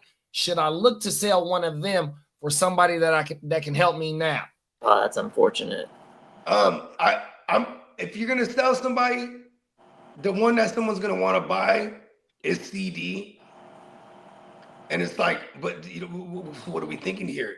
CD for Rome plus? This is someone that'll trade for CD. It's got to be a 3-0 or a 2-1 guy right now. You know what I mean? Those are the ones they're feeling like they're, especially the 3-0s. They're on top of the world, right? They're like, yeah, I'll buy CD because I'm gonna win. That's their fucking mentality, right? But see, little do they know, it's gonna cost them to buy CD because we're trying to sell CD like he's alive right now. We're not selling him like he's dead. You know what I mean? So yeah, I'm okay with flipping the CD right now if I could get some action right now. Somebody, and usually that person is who's the person that's 3-0. Yeah, for sure, 100%. If you do got to trade down, bro, another wide receiver to target. We was just talking about him. It's fucking Slick Rick, bro. 100%. You could definitely get Slick Rick and if I can get Rick plus CD, doing it. You definitely can get him and CD. I mean, him and something else. I almost guarantee you'll get BTJ plus for CD. Hurt right now. Just I don't think the person that has BTJ is 3-0 or doing well right now. For sure. I can tell you from personal experience. Both my BTJ teams suck. The Niners are going to help us turn it around for BTJ. Come on. Garbage time, Jags. Activate it. I need you. Don't lose, Jags. Don't lose. I can't reverse jinx. You liked that one, huh? Lee, undefeated Charger.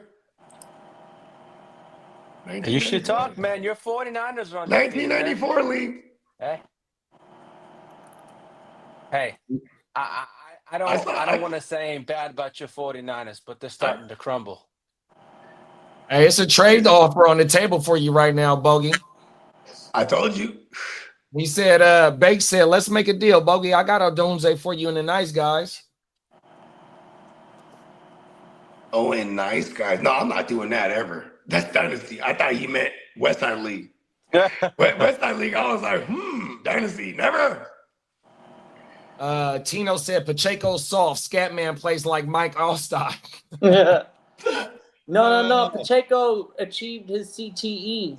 We're just waiting for Scatterboo to get his CTE. Oh, they get the certification? Yes. It's a badge of honor. The stars, Yeah. right? That you get extra stars on the side of the helmet. Oh no, that's not NFL. Come on now, oh my How many mama. stars do you see? 14. All right, Do you see 4 stars? that's a new record. Yeah. Put 14 on the side.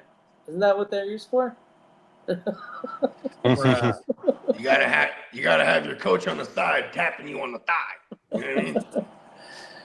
Shout out to the stars. I definitely encountered the stars, man. I was not built for football, so that was actually the background, the graphics. Right? Imagine no neon lights. Flying through Shit space. like that. And then visually, you go from gray out to whoa, I see it. But that little white stuff right there, it goes in and out. Maybe not like lines, but actual dots. Definitely. Yeah, and they're coming at you. You know what that is? No, they don't go anywhere. That's the problem. Oh no, see, That they mines just are coming sit at around me. for a little while. All Mines are right. coming at me like I'm flying Just through came space. out. Terry McLaurin is uncertain to play on Sunday versus Atlanta. Start having your contingency plan. Yep. Hey, top of the morning to Mike 32, man. What up, Mike? Mike said, am I crazy for benching Genty for Judkins and Ken Walker this week? Yeah, kind of, because I want to see if I can figure. I want to play Ken Walker this Thursday against the Cardinals. I want to play Judkins because he's just getting a full workload. And if I can somehow figure to flex out Genty against Chicago, this is like the coming out party game right here. Am I crazy? Chicago's been really bad, bro, against everything. Receivers, running backs, quarterbacks, tight ends. Yeah, and they're running. They're definitely running hot. They beat Green Bay. That's they're gonna have some sort of momentum. Who does Cleveland got this week? Oh shit, Cleveland has Detroit, bud. Yeah. Derrick Henry, how did he fare last night? Do you guys remember his stat? He couldn't. They played goal line really well, but they left some holes for him to get prior to the goal line. Okay, so they got red. They tightened up in the red. Touchdown was actually, I think, a 20 plus. It might have been even 25 plus. On it. If I guess the question that I would ask them, and shout out to Mike, you can put it in the chat. What are your other flex options? Because if I could flex, I might go 3 running backs here. If it's a 1 flex league. The 3 of them. Yeah. I like Genty. I like Genty this week against the Bears. Everybody's running all over the Bears. Yeah. Yeah, he breaks out and gets the touchdown or something. He's getting the workload. Yeah. Yeah. And then, if he would be the one easy to sit if I had a better option. I kind of like him better over the Judkins too this week, actually.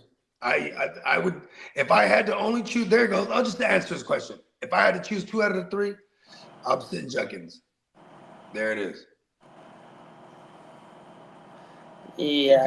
My boss called me and was just thinking out loud for like 15 minutes with him on the phone. No problem. Tell boss, man, hey, anytime, man. It's all good, big bro. Yeah, I think Jackson Dart comes Sunday is going to be barbecue chicken. That's how you feel? Right, Lee. Hey, he's going to be served crispy, possibly. People love barbecue chicken. You know that, right? Well, Jackson Dart. And barbecue chicken is very well known to be good. Hey, the great chokers. even. Don't forget. Barbecue chicken is great. The San Diego, or sorry, my bad. The LA chokers. You gotta watch out. It's bound to happen. It's gonna yank you back real quick. What happened to your jet fuel? They're 0-3. LA chokers. Hey, what happened to that jet fuel? The La it's running Chokers. Very empty in New York. Hey, you know what? I'm all right. I don't mind the choking, but it's choking in New York. Uh-oh. I don't need to get my hopes. Pause. I don't need to get my hopes up without an actual, solid foundation. We got a lot of holes. Not sold on Justin Fields. So I don't mind, the over start when you look at it in the long run, the big picture. Now, here's the deal: will I root for Justin Fields to finish the season, 10 wins and get us in the playoffs? Hell yeah, but realistically, I don't know if the team is going to be able to help him get that 10. You know what I mean? Is the 10 wins a pipe dream or something of the kind? No, of I dream? just think that 10 wins is the minimum that you need to get into the playoffs. That would be the Yeah. only reason Yeah, to not exactly. be Yeah, happy with the I hear that. overstart. Exactly. So if we ain't going to get the 10 wins, then the overstart, I ain't mad at it. We saw the Eagles win 10 straight basically, and then lose the last 6 or 7 or whatever it was and then be one and done in the playoffs against Baker Mayfield his first year with the Buccaneers. So you know what I mean? And that happened because Eagles, they just started losing players every week for like the last half of the year. They were losing players to season enders. Jalen got all banged up. You know what I mean? It's survival of the healthiest. Winning early is important. But Yeah. get healthy at the right time. That you know what I mean. That helps too. Like look at a team like the Niners. I mean, I don't want to. You guys know I bang the gang. You know what I mean. But you know what I'm saying. At the same time, it's like if we get Kittle and Ayuk, and then now we have Jennings, and then Ricky, all of a sudden, and CMC. Hopefully he's still alive. All of a sudden, we got crazy weaponry. The Chiefs are the same. If they can get Xavier Worthy, and then Rice back, and then you get Kelsey back to form somehow, and then you got Hollywood and Taekwondo throwing. All of a sudden, you're like, oh my God, I got a squad. Just you know what I mean? Nobody's healthy. The ones that are healthy all at once right now, shout out to them. And then there's the Green Bay Packers, where it's like they're doing it as a team. Like who is really shining outside? Maybe Tucker had a big game, maybe, but like they don't really have a receiver that's a world beater. They're just doing it as a team. You know what I mean? Hey, Mike dropped who else he got in his lineup. He said, I got Kyron as well at running back and was going to flex QJ with the Herbert stack. Okay, so he got his 3 running backs. Yeah, so I would sit Judkins. I'm playing Kyron because that big Kyron game's got to be coming soon too.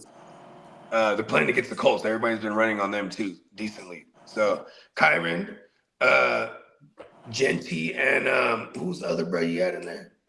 Walker. Yeah, I'm not getting off Walker this week against the Cardinals. And then engineer said BTJ looked good at the end of the game last game. I wouldn't sell right now. And he's playing against the Niners, who should give up a lot of booty to outside perimeter receivers. We didn't give much up to Marvin Harrison Jr., but he's not his. And he dropped the big one. Marvin Harrison dropped a wide open one as well. And he could have had a bigger game. Yeah, for sure. 100%. Tino said, y'all see the clip of the Giants coach getting interviewed, and you can hear him, hear Cam screaming in the background after the game. Wow, Cam Ward's flashing. Okay. I think he might have been talking about Scatterboo because he said the Giants coach getting interviewed. Oh, okay, my bad. I missed that. Motherfucker's a menace. Then he already has CTE. He's damn it, raging out on everyone. Hey, shout out to Lonely Stoner 401, man. Yeah, man. Nice shout out to the 401. He said 12-team PPR, London or Flowers, heavy at wide receiver with Chase, JSN, London, Flowers, and Waddle. Hampton owner wants either London or Flowers. Hampton owner wants either London or Flowers. I'll move Flowers. Well, the Giants just signed Young. I'm not moving London. I'll flip Zay Flowers. That's a super unpredictable passing game. Yeah, he's one of the main benefactors of it, though. That's one. Yeah, for sure. It didn't show last night. Didn't show last night, but he is one of the main benefactors of it for sure. But that's why I'm okay flipping him, because I'm ready to die with Drake London. If I have Zay Flowers and I die because of him, I'm mad as fuck at Zay Flowers. London is the guy it's when it clicks and it gets back to what we're looking for. You'll be happy you still have London. Zay's frustrating.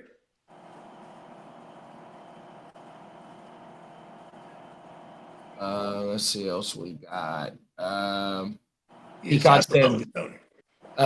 shout out to Lonely Stoner for sure. Good looking for pulling up, big bro. Peacock said, video is rendering would have been done by now if it wasn't for that phone call. Oh, Hey, good, y'all Peacock. gonna see the Appreciate you, premiere, brother. the new premiere of Bogey and Peacock's collaboration, man. Y'all stay tuned, man. Everybody that's in the chat right now, appreciate y'all for rocking with us, man. So Yeah, man. Jackson, Be sure to sub up wherever you found us. If it's the Gen Wealth Net on YouTube or Heart to Start or Neon Peacock, anywhere you found us, be sure to sub up. You know what I mean? And yeah, we rocking like this all day, every day. We have war. Let's Yeah, go. we got content So- for 7 days a week, man. 100%. so Jackson Dart's first 5 games is going to be the Chargers. Then they go What? at the Saints. What? Then the Eagles at home. What? At the Broncos. What? Then at the Eagles. He gets the Eagles twice in 5 games. So they might go 1-4. Peacock said Derek Stingley got knocked out the game. I would still sell BTJR. That is true. He got knocked out the game pretty early too. Peacock said BTJR and Marvin, he is not his father's son, are actually ass. For real though. I And know, then- BTJ, you better not do it to the Niners. Hey, and then Lonely Stoner came back and said, pause. Running backs are Travion Henderson, the Scat Man, Kyron, Rashad White, and Algier. Yeah, you're good. And we Especially got if you Papa only- if you Guru only in the need building. Top of it, big bro. Top of the top. Big bro said, what up, fellas? Give me your opinion for top 3 wide receiver wire ads, top 3 running back wire waiver ads. Excuse me. Okay. You definitely got Hey, yo, Tucker in Maynard. there. You got AL Maynard is one of my favorite. If you can't Yeah. get Tucker or fucking Taekwondo, AL Maynard is one of my favorites. He scored back-to-back weeks, 100%, Yeah, even though and, it's not a whole lot of volume and a whole lot of yards. For the last 2 weeks, it was week 2, 4, 6, 51 in the tutty. Last week, 4, 5, 38 in the tutty. Look like the arrow's going up Oh my mama. on a team that's gonna be throwing a fuck ton. Come on, man. Yeah, I like A.L. Maynard. I like Trey Tucker. And then, I mean, you know, then also do the sweeps. Like, always do the sweep. You know, people that might have picked up Troy Franklin and might be angry and dropped them. Look out for that. Like, you know, just always remember the dumpster dive, too, after the waivers. 100%. That's what I do, bro. For Yeah, sure. People are emotional. They're gonna drop shit that's usable, especially to pick up the new hot shit. Taekwondo might be out there, bro. There you go, Taekwondo. I forgot about that. That's the other one. Those are pretty much the top 3. Are we missing anyone? Sterling Shepard, maybe, with no Mike Evans, but you know Godwin's coming back, so you know that's just you know if you're in a deeper league, that's a deeper league ad. If you're in a spot start, right? CD Lamb looks like he's gonna miss some time. Tolbert, really the benefactor is Ferguson here, but you know you got Tolbert, who's definitely gonna get in the mix, and then there's Turpin. You know, so maybe you know take that as you may. I prefer Tolbert over Turpin because at least Tolbert seems like a guy who could have some remnants of a floor in targets. Yeah, it's kind of dry. Here's It's kind of some dry this breaking week. news. The Texans are releasing C.J. Gardner-Johnson. Oh, What the wow. fuck, for real? Yep, here it is, right there. The Texans are releasing C.J. Gardner-Johnson. Come to the Niners. How long do they got to clear wire? I mean, waiver. It's so today the day starts at 1 o'clock.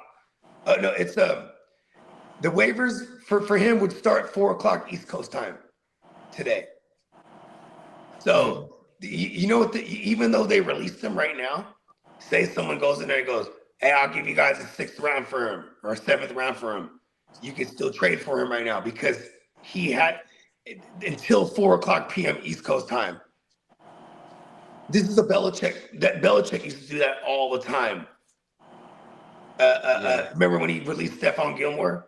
He's like, all right, yeah, we're I cutting recall that. Stephon Yeah, Gilmore. You have until that football day is up, right? And then Carolina came in and then shot it like a fucking 7th rounder or whatever it was. You know what I mean? That's wild. Peacock said Nah, it's an old school Jalen move. Petrie to the moon. Yeah.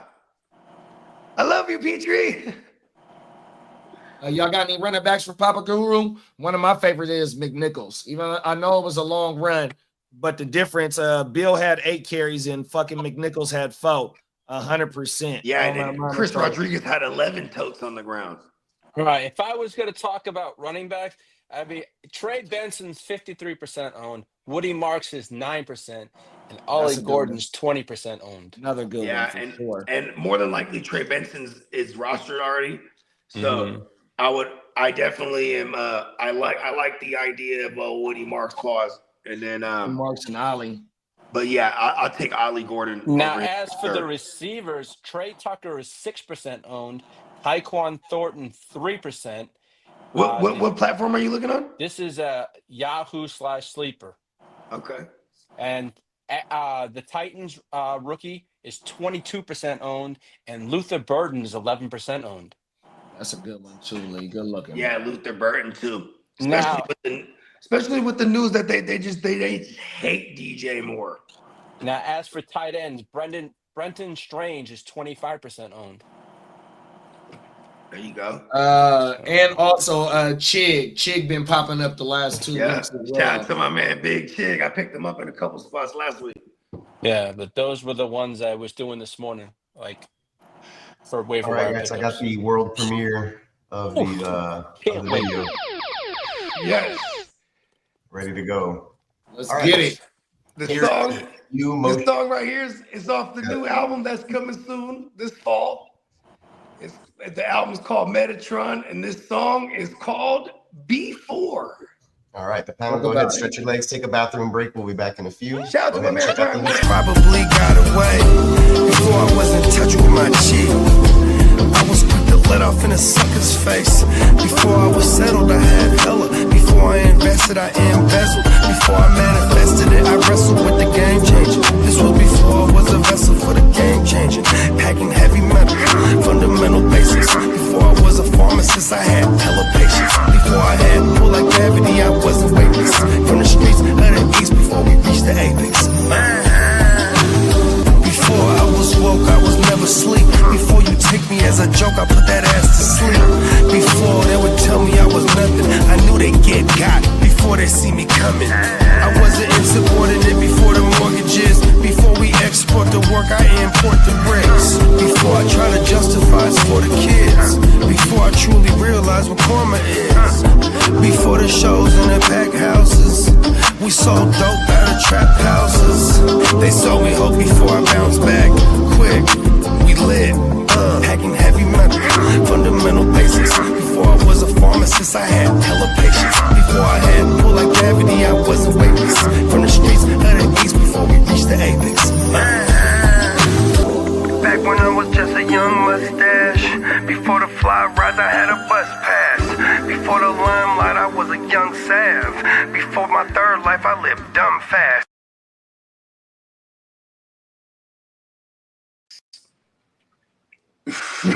All right, they just came out with the timeline for Tyrone Tracy. It's 2 to 4 weeks. Who? Tyrone Tracy is 2 to 4 weeks. I say it's 4. Dislocated shoulder, but if they say 2 to 4, that's not bad. Yeah, pop it right back in. Put some duct tape on it. You know what I mean? Xavier Worthy, what he got his week 1? Yeah, I think so. He's about to be back probably this week. This is a crazy stat. Aston Genty has 6 total targets through 3 weeks. That ranks 36 among the running backs. That's not that crazy. They've been using. Hey, shout out to JB, man. JB said before. Hey, talk that shit, hey, man. Shout out to JB, man. And shout out to Peacock and Prime One. You know what I mean? Hey, listen, man. I don't even call them they're all producers too, man, and artists. When you get artists together, this is the shit that you come out with. You know what I mean? We're reflections of who we surround ourselves with. Yeah, that came out shit, bro. That's why we can't have no bums around it. You know what I'm talking about? So they got Ladd McConkey as the wide receiver 48 and BTJR as the wide receiver 51. T. Higgins is 57. Hold on, bro. Damn, the Lottie. Yeah. That's how bad the Laddie's doing right now. Bo Just Nix don't got is no touchdowns. That's so Bo Nix fucked is up. QB 20. Chase Brown is RB 31. I'm trying to Ashton buy the Genty Laddie, bro. RB 33. Trevion Henderson RB 36. McConkey wide receiver 48. Drake London wide receiver 50. Brian Thomas Jr. wide receiver 51. T Higgins wide receiver 57. Yeah, I don't have a lot of them outside of Lad and B. I have 2 shares of BTJ. I have a lot of Lad. Duh, we haven't fired up by barely any bagpipes. No, we haven't. Not one. Not this year. Papa Guru said, would you play Ferguson over Warren at tight end or one of them over Keon Coleman or Shakir at the flex spot? Buffalo has the Saints, so probably playing with the lead. Yeah, I like his logic there, but he's trying to he wants to play both tight ends. That's what he's saying. Either play both or one or the other. And what he has at the flex options is Keon Coleman and Shakir. I'm definitely playing Ferguson this week. Yeah, I'm playing Fergie in the tight end spot. And then I dig what he's saying with considering Juwanna Man, he said. He got Tyler Warren.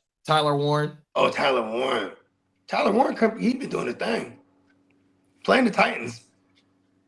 Titans have been kind of tough against the tight end. Or is it because no one's using the tight end against the Titans? You know what I mean? Huh. And then he has Shakir and Keon. And I'm always gonna play Shakir over Keon. I'm just wired that way. Is that I'm flawed in that aspect. I'm just gonna play the guy who's the steadier target. Yeah, Keon definitely ain't. He's volatile. Yeah, 100%. I do not feel comfortable throwing him out there. 100%. I'm still leaning Shakir here. I like perimeter receivers have been tearing up the Saints. From Marv would have had a bigger game against them too week 1, but he dropped a bit, or Kyler missed him on a bit, or just didn't even see him, I think. Oh no, he overthrew him. Either way, Juwanna Man Jennings tore their ass up. You know what I mean? So yeah, I would play Shakir over Tyler Warren if he didn't want to go too heavy on tight ends. But is Tyler Warren just a weapon that we put in our tight end spot? He's not exactly a tight end. Pause when I say put in our tight end spot. That was crazy. Damn. I mean, right? I guess I'm not bad at flexing Tyler Warren in the aspect of like he's not just a tight end. They do everything with that guy. Pause again. We're just start calling them TEs. Come on now. Yeah, but at least we got a lot of time to deliberate that one. Definitely playing Fergie though. For sure. God, I lost Russell Wilson and I got Brock Purdy back. That's just as good. I made the phone call. Well, Tino said your pause was well timed. Yeah, it was actually, I realized it mid-sentence. I was like, oh, I should have preemptively paused it, you know?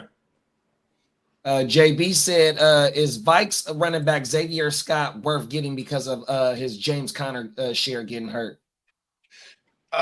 In the deeper leagues, first of all, running backs, if they are a number 2 and you have a spot, they're worth holding on to.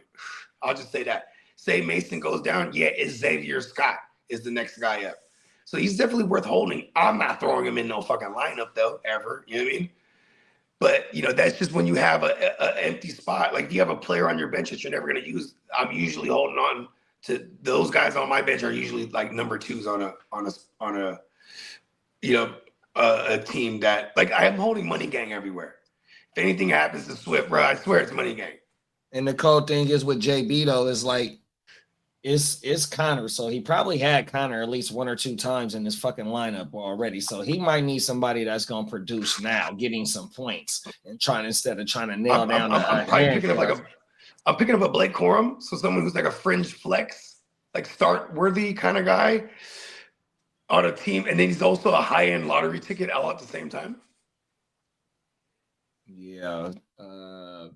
Fucking Ali G. Ali G Ali- out there, bruh. Algier, maybe. You know what I mean? Maybe fucking Ali you G's a said good one. you said Quorum for sure. Yeah, and if Ollie Gordon is out there, you know what I mean. I'd pick up Ollie Gordon over Blake Corum, but you know Blake Corum's his percentage ownership Oh, is hella low. Tootin. If Tootin is out there, I don't know if he's highly owned. Tootin' I and haven't looked bootin' at it. the percentage yet. Tootin should be a good pick. Should be a good Tootin' pickup and of the bootin' deal. it. Yeah, definitely Tootin' and bootin' it. I'd put him above. I'd make him my number one priority if he was available right now. Tootin week 2, 8 for 42, and then You know 2 how for 32 and a score. And then last week he had 6 for 21 and a touchdown. Tootin would be the number one pickup for me because while James Conner goes down and Najee Harris goes down, and there's all this talks about like, oh, perhaps maybe somebody's interested in Brees Hall. ETN could get moved for way cheaper, bro. Yeah, he could. So then all of a sudden, Tooted and Booted is the guy. You know what I mean? Talk about it. That's another one, JB, on my mama. Yeah, and then Papa Guru only worry about Tyler Warren, the TE, is that they play the Rams. Yeah, it's not the greatest matchup. Oh, bro, the TEs. That's what we're going to call them, y'all. TEs. You got to start remembering that. High T. Come on now. Yeah, Ferguson, he's playing receiver out there, basically. Yeah. We're putting him in our tight end spot. Or pause. TE spot. Come on now. Hey, last 2 weeks, he been on fire, dog. 100%. Fun Dak fact. This is 16, 17, 18, 19, 20, 21, 22, 23, 24, 25. This is season 10. 8 out of his 9 prior seasons, the second most targeted position is the tight end from Dak.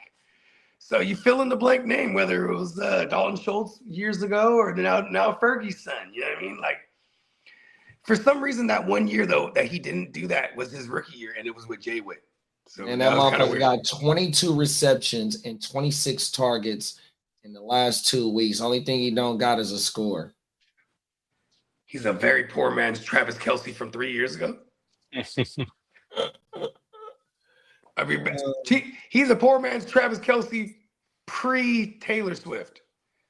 I swear to God, the timeline is so crazy. He gets with Taylor Swift and his career goes.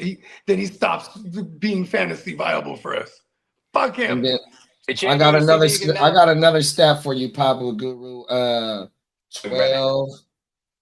Give me week 1. Let me get week 1 stats. 12. And then where's Brad at? So 21 targets in the first 3 weeks for fucking Tyler Warren.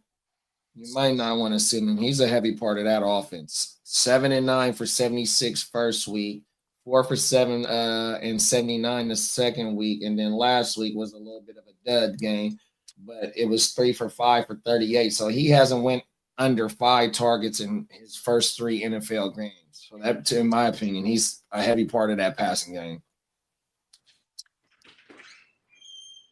Oh my melon. So I like Tyler Warren.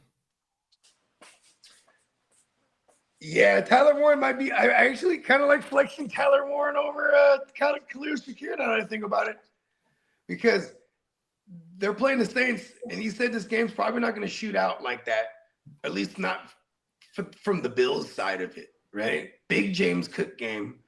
I'm sure we're going to get some high efficiency out of a low pass volume Josh Allen this week, is what I'm saying. Right. So, yeah, I think I'm okay flexing Tyler Warren. Let's do it. And Peacock, I agree with you. That is some weird ass shit. He said D'Amico weird as hell. Jimmy Ward charges get dropped, so they drop CJ GJ. LOL. I hate this season. Oh my mama, what kind of for real? Jimmy is why just does a D'Amico system love guy. Jimmy so much, bro? Right, that's his boy. They go back to Frisco. That's his boy. They do. He believed in Jimmy. He's like, I knew you didn't do that, Jimmy. I told you. Come on now. I told you, Coach. It was only a matter of time they was gonna drop that shit. I don't know. Maybe the CJ GJ thing is like they traded for him. I know. And I love CJ, and then they try to make him a strong safety, which was crazy to me because like he's like a nickel / free safety type of hybrid type of safety. You know what I mean? Yeah, I liked the idea of him playing strong though. He played strong when he was with Detroit. Maybe that's what they like. That's what, you know what I mean?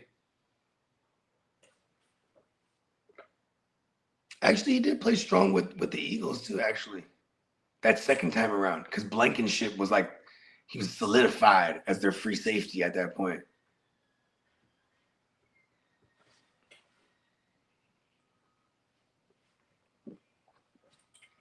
Come on now.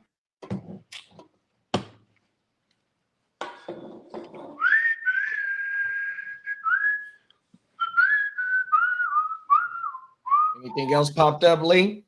Any news? Anything? Oh, he got his shit on mute. Oh, you over there eating right now? What you grabbing on, Lee? I just got to the bottom of a bag of potato chips and my favorite flavor, so I put them in a plastic thing. I was starting to scoop up. Pause. Oh, I hate wasting things, man. Sometimes they're the best chips in the bottom. Pause. You ain't lying. That's where all the sodium's at. Yeah.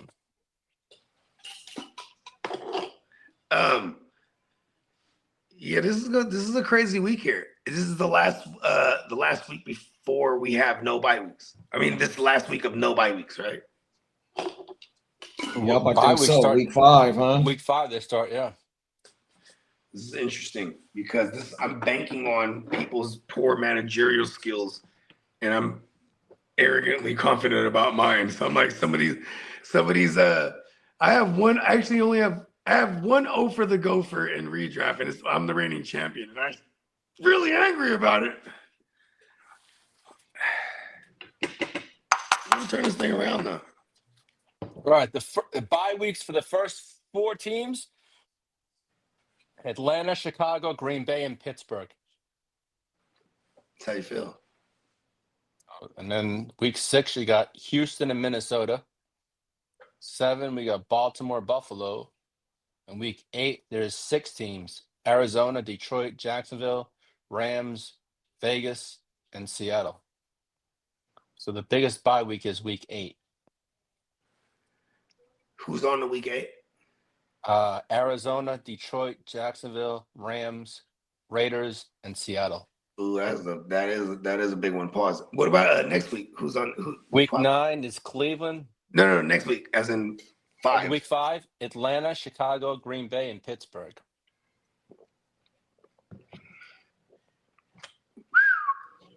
Yeah. So that's what we got for that next week. So here we go. And Thursday night game is Seattle and Arizona. Yep. I believe so, yeah. Yep. This is a good one. They usually shoot out, especially in Arizona. Are they in Arizona this week? Fuck, I don't know who's at home. Brad said, good looking for pulling back up, Brad. Yeah, man. Shout out to Brad.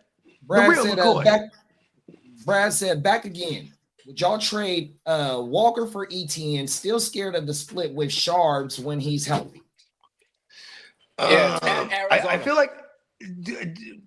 like even though ETN has produced more this year, I feel like I might be able to get an ETN plus. Is that crazy thinking? Yeah, because I'm a proponent of K-Dub, and even though did Charbonnet get hurt week 2 or was it last week? He just missed last week, and I think it was because they knew they were on a short week. Because they have been K-Dub. That's who I'm a proponent of in that backfield is K-Dub, in my opinion, 100%. That's who I know, and I'm the Sharps guy, but I'm quick to move. I'm quickly what is it called when you go back and forth? What is that? Seesaw? Yeah, I'm seesawing on the motherfuckers because, like, I love Ken Walker if Charbonnet is not there. Like, I love him. When Charbonnet is there, it just feels like, especially here's the thing. I think they beat the fuck out of Arizona this week, so it's a big Ken Walker game on a short week. Shit. And it's Arizona's bad, bro. And Seattle actually has one of the better defenses right now.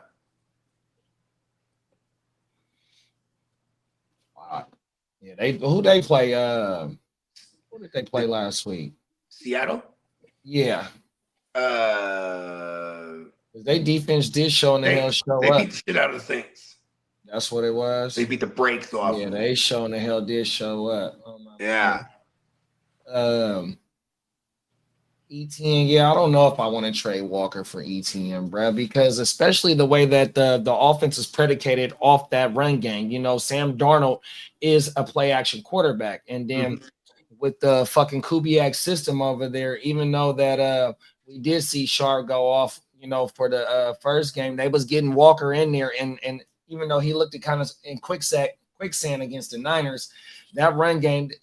They both gonna get. He was 13, coming. 14, 15. Walker has been hurt. It's damn near like a poor man's motherfucking Detroit run game, bro. Both of them running backs have defined roles, 100%. You ain't lying. That's I just favor motherfucking Walker in that. Huh? I ain't never thought of that. That was a great comparison. They're like a poor man's Seattle backfield, for real. I mean, a poor man's Detroit backfield. Highly predicated off the play action. Jared Goff at his best when the run game working, so he can suck them linebackers up. Pause. You know what's crazy? Hey, Jared Goff. You know he ain't tripping. He'll throw 2-3 picks and still be like, it's all good. Remember he threw 5 of them last year and then threw 5. Yeah, it's not tripping because they're just gonna keep running the ball and that play action gonna catch somebody slip it eventually. You think this Jackson Dart decision was to save his job? Hell no. 100%. Terrible, I do, bro. because they say he could have been fired this morning. 100%. Yep. Like, this kid could potentially be the face of this franchise for years to come if he's good. So getting him off on the good foot is hella importante. And they had this whole idea of easing him in type of shit. He's gonna sit and learn, and they probably should have threw him in there, bro, to save for if he wanted to be selfish about his job. He should have threw him in there week 2 after you saw Russ be shitty. Then they make the mistake of going back to Russ in week 3 because, of course, everyone tears up the Cowboys. You know what I mean? So Russ throws for 430, like, all right, Jackson, all right, wait another week. And then we said the fucking Chiefs game. The Giants were not out of the game until the fucking 4th quarter, dog. Yeah. It was all field goals. Do you think they're okay? And now even worse. The Chiefs were for damn near the most of the game. Once you go to Jackson Dart, you can't bench this kid now. That's gonna get you fired too. It's like, all right, now once you switch to the kid, you do everything to help this kid learn in real time. You know what I mean? Otherwise, like, you know what I'm saying? If they go, oh well, like imagine next week they go, oh well, we're putting in a rest. What the fuck? You know what I mean? This motherfucker's getting fired for sure. Hey, look, I actually hope they don't fire him. You know what I mean? Like, the only way, in my opinion, that he gets fired if it was his call from the get-go to start Russ. Now, if the way that the boy Jackson had that momentum in the preseason, and if he was carrying that over, they should have did that. The week in between the season started, Russ, like, it is your fault. Why were they afraid of the Commandos? Like I said, on that motherfucking Monday night or Sunday night game, whatever the fuck we was watching that shit, they were not out of it, bro. They weren't. To the right part of the end zone when Nabbers was there, Nabbers almost had a shot. The shot where he got hurt his shoulder and was out for a few plays in the second half.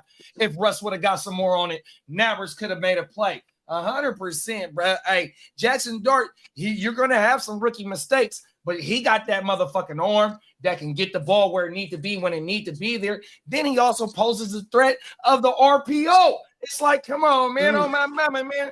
You got to account for that, bro. I'm excited for the kid.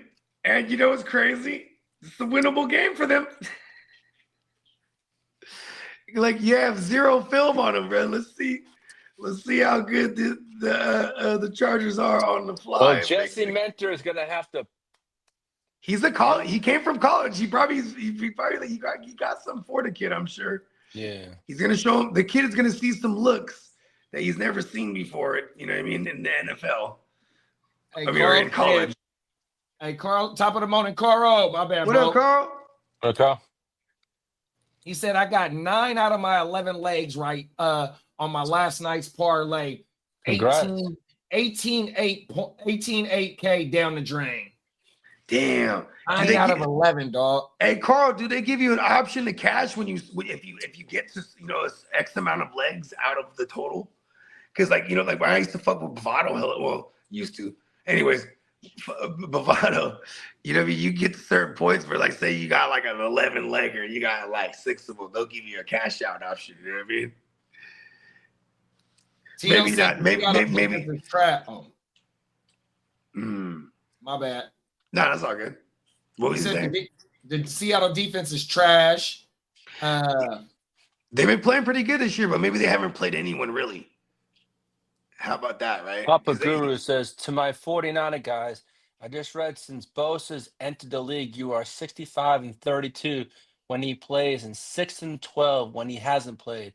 Not trying to be a downer, but pretty big contract. What's the Saints record, Papa Guru? What's the Saints record right now? Hey, and then one of them 6 wins came. Well, I mean, he played for the first half. You know what I mean? But shit, we looked at all right without him in the second half. That's for shit sure, bro. On my mount. Well, you guys did draft quite a few rookies on that line. So yeah, Mike Hill, after Mike Hill healed up, he came in looking real good, bro. Yeah, I know. I saw that, yeah. The boy out of Texas, Collins, he looked good. He was getting in that motherfucker. And now Bryce Huff. Oh, even Bryce Huff. We had Bryce Huff sons. You know what? Let's just trade for Trey Hendrickson. Fuck it. Might as well. Why not? Tino said the Steelers, the Seahawks played the Steelers, Saints, and the Niners. 3 teams full of injuries. So I agree with you. They're fugazi. They're gonna beat the shit out of the even more fugazi Cardinals. Come on now. And then Brad says, speaking of the Detroit running backs, how about those 256 yards and 4 tutties from Sonic and Knuckles and the dub against Baltimore? Finally, it is happening to me. And I cannot hide it. Oh, my mama. Papa Guru said, tell Peacock I'm counting on his Texans defense this week. All right, Peacock, you heard him. He needs your Texans to do it just for Papa Guru's team.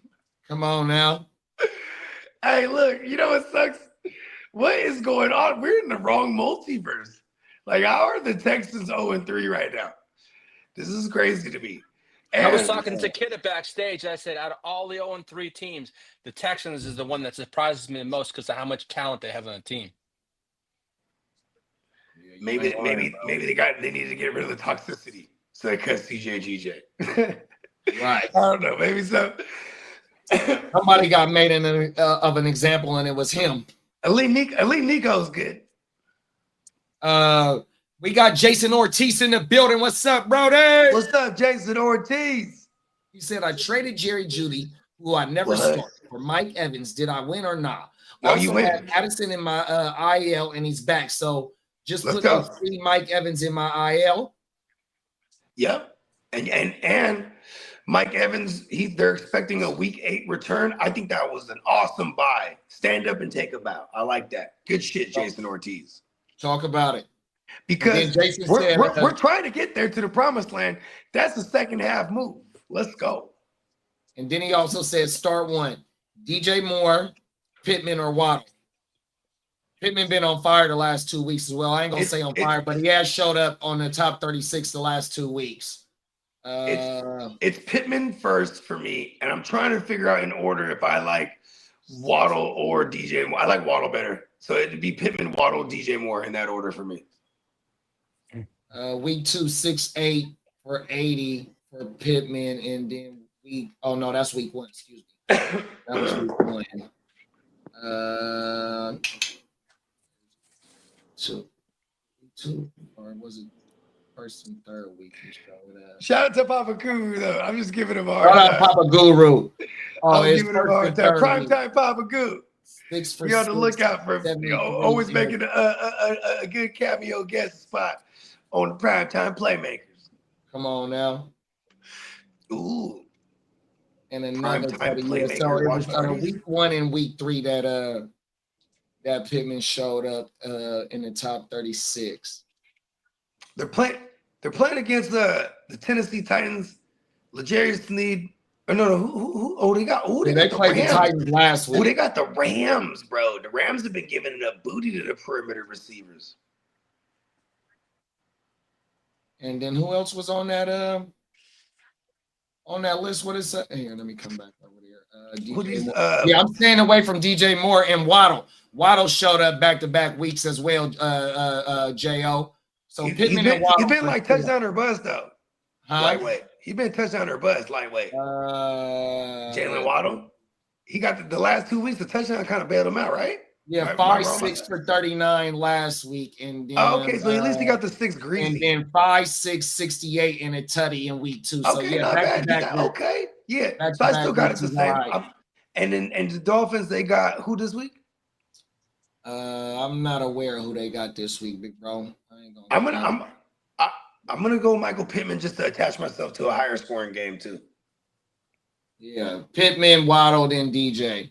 DJ ain't been showing up. He also said, shout out to Jason for tapping in, man. Yeah, man. Shout out to Jason Ortiz, man. Be sure to subscribe, man. We rocking all day. Come on now.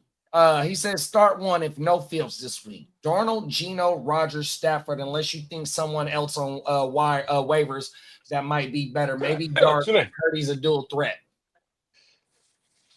Oh, he got Purdy out there. Rogers is in across the pond playing Minnesota. Yeah. We just I like Stafford. He got the Colts. Got the Indy. Darnold, Darnold got the Cards. Hey, really, bro? Talked about that. I just don't like it that it's on a short week. Otherwise, I'm strong on Darnold this week. Pause. Like everybody lights up the Cardinals. It's just a short week, so I feel like it's gonna be like they're gonna run like shit on them. You know what I mean? That's the one thing I worry about. Jay Stan's finna get his still though. So I'm not off Darnold completely. I actually will go Stafford slightly over Darnold, but in that order. I don't really want to play any of the other guys if I had these as choices. Yeah, the last 2 weeks for Stafford, he got 4 TDs, 196 last week, and 298 the week before. So he got 550 yards and 4 TDs and 1 pick the last 2 games. 298, or excuse me, 450. 450 yards. Oh, no, excuse me. Damn near 500. Yeah, 196 and 298. Yeah. Yep. It's right. Under 500 yards. 500. TDs. So go Stafford, big bro. I wouldn't be scared too much of that Indy defense 100% because their outside corners are the ones that are giving it up. But their safeties are good. If y'all want to see what I'm looking at, look, man, I might start charging for this shit 100%. You know what I mean? I do this shit every Tuesday morning just to give myself a little bit how to track the trends on my mama. So what I do is I've showed this off last year. So I make my own spreadsheets. And so here's just the quarterback stats right here. We got the top 24 quarterbacks. And you just go over. So it won't let me go over for 3 weeks straight across. So I have to drop the quarterbacks down. Boom.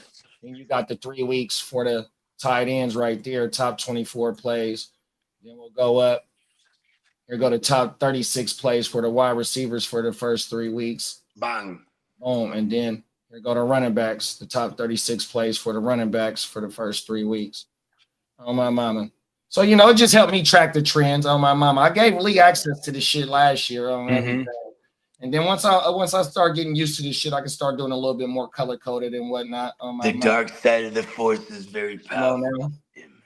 And then usually when you go and look at all, the stats and all that, you only get to usually look at it 1 week at a time. You know what I mean? So when you get to look at the last 3 weeks straight, it gives you a little bit better of idea how to track these trends.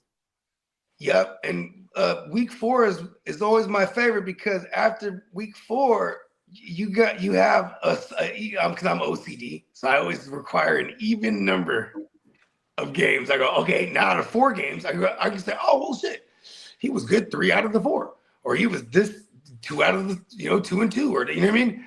And remember my last the other draft tool that I got, or the other fantasy site that I got, the Draft Sharks, and allows us to look at who's the worst at the tight, who's giving up points to the tight end, who's giving up points to the wide receiver. We got all that shit. And that comes after next week. That comes after next week. So once we have 4 weeks of data, we get real analytical in this thing. 100%. Carl said he didn't really bet 18K. LOL. You would have bet. You would have won it. No, you would have won 18K, right? Yeah, we would have won 18K. Come on. We almost won 60K the other day until CD, not even almost, CD just took it away from us. Man, these Angry Run shirts are pretty cool. Hey, Kyle Brandt went crazy on the Angry Runs episode today. I'm watching it right now. That motherfucker, his energy level might be higher than yours, Lee. I can bring mine up, but I'm not going to. I don't know if you can bring it up to his level, bro. That motherfucker. You know what? I ordered a new upgrade for Lee's. You know what I'm saying? Because Lee is a robot. You know what I mean? We're gonna upgrade him. We'll take his energy level up. And if you're a fan of Kyle Brandt, right? So they were they did the first thing ever on their show. Bless you. Thank you. Answer live calls, right? And I've been knowing Kyle Brandt because I'm a big Jim Rome fan. Been Jim Rome fan since the early 2000s. So when they was answering calls, it was one call where he said rack 'em. So if you a Jim Rome fan, you know what that means. I'm like, my boy Kyle Brandt, he's a cold motherfucker, man. That's his show, dog. 100%. That's really his show, bro. He is the end all be all of that show, bro. Oh my mama. Nothing but energy, bro. Talking shit. But in a good way, though. Making me die. Hey, Kyle Brandt, you know what it is, too? Because he's like a pro wrestler for real in his mind. Man, that motherfucker be dropping. He dropped the pro wrestling gems. He dropped the movie gems. He dropped hip-hop gems. Man, that motherfucker be on the show with Jordan's on. Hey, he's fucking with the culture, bro. He's invited to the cookout. Come on now. Facts. Oh, so Jordan Love got the Angry Run this week, huh? Oh, word. Yeah. Jordan Love got it this week. Shout out to Jordan Love. Jordan Love. It was Jonathan Taylor today. Jordan Love is out there dealing. Yeah, Jonathan Taylor got it today. Jordan Love got it last week. Oh, he did? So yeah. he wears the It was today's 3 candidates was Javonte Williams, Jonathan Taylor, and who was the first one? Javonte, JT. Now I'm drawing a blank. Javonte, JT, and you just said it. Who was it? Oh no, it wasn't the Scat Man. Oh, what is the Scat Man? Scat Man won in week 1. That was week 1. Fuck, I forgot who. I'm the Scat Man.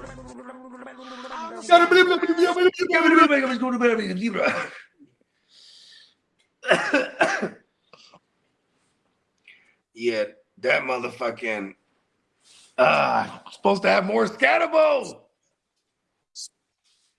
The rookie hype was too crazy this year, where it's like I'm wired the way where I'm not finna spend up for these motherfuckers, bro. I'll fuck that up. I should have been old bogey.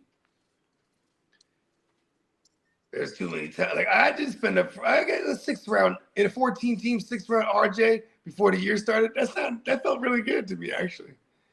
And then it wasn't.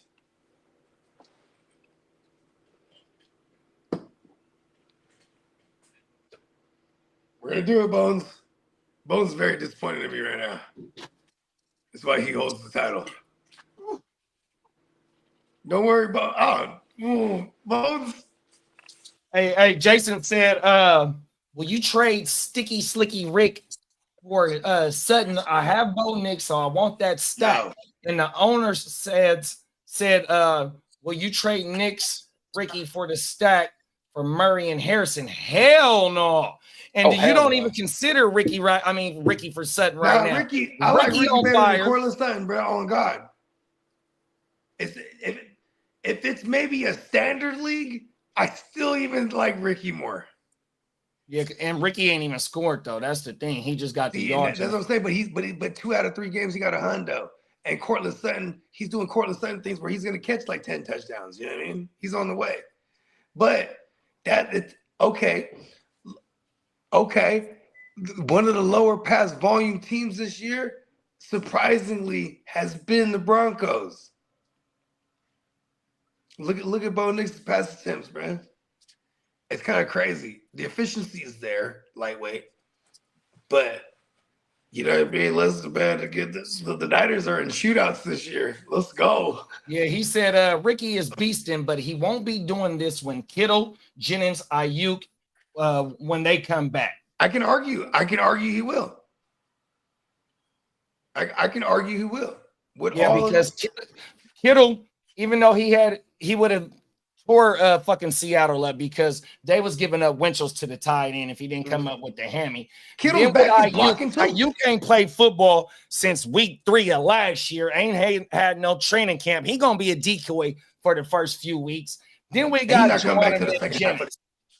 Even though Juwanna Man did have a 10 reception game and a touchdown week 2, but 100%, I don't think that fucking Slick Rick is going to be dropping off. That's a because the reason why Slick Rick production ain't going to drop off is because it was Brock Purdy and Slick Rick this all off season working on a game, bro. And you seen it in the first game when even though Kittle went down that game, 4 for $1.11, 100%. Big plays, got us in scoring range to be able to take the go-ahead score 100%, bro. Slick Rick ain't gonna drop off this year, bro. Yeah, and Slick Rick's role doesn't change. You know what I mean? Jennings takes the hit when Ayuk comes back, right? Kittle comes back. Kittle is still barely a 50% route running guy per drop back. That means don't you guys get DeMarcus Robinson back this week too? Yeah, and good for him because he can block down the field too. And he indicated now he's just behind the depth chart on behind Jennings. You know what I mean? Like there's roles specific. You know what I mean? And so that's why I don't worry about Ricky at all. Ricky got his role. Just don't get hurt, Ricky. He took a bullet. He's one of the toughest motherfuckers out there. Let's go. And we get the Brock back. That's the thing. And as long as CMC stays healthy, bro. Here's the thing. We're a passing ass team right now. Our run game is kind of non-existent as far as chunking yards up. You know what I mean? We are using our running back in the passing game, so he's an extension. We're running through the air with him, so to speak, right? But I like this a lot. You know what I mean? For Ricky. And the Brock, hopefully he's all the way right, and we're not forcing him back right now because of the Mac Jones injury now. You know what I mean?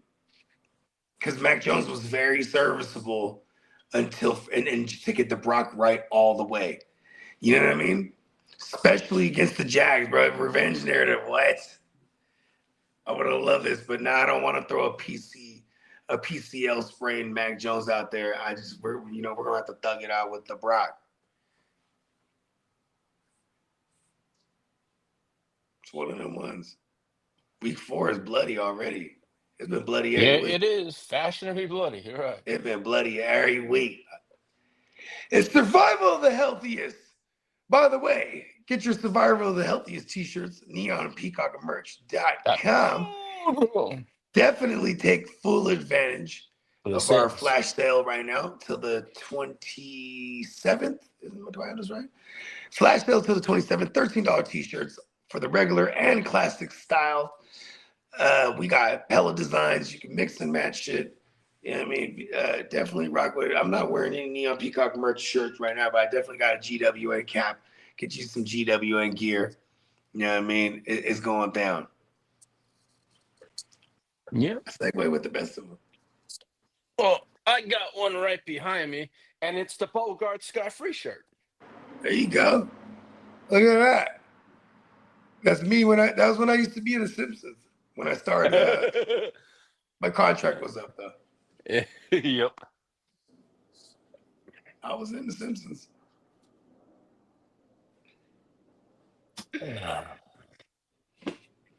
Yeah, man. AC unit, it's gonna be hotter than a motherfucker today. Yeah, this shit went out. No, I just got to put water. It's a portable AC unit. I got 2 of them. Okay. You got to put water in them. Yeah.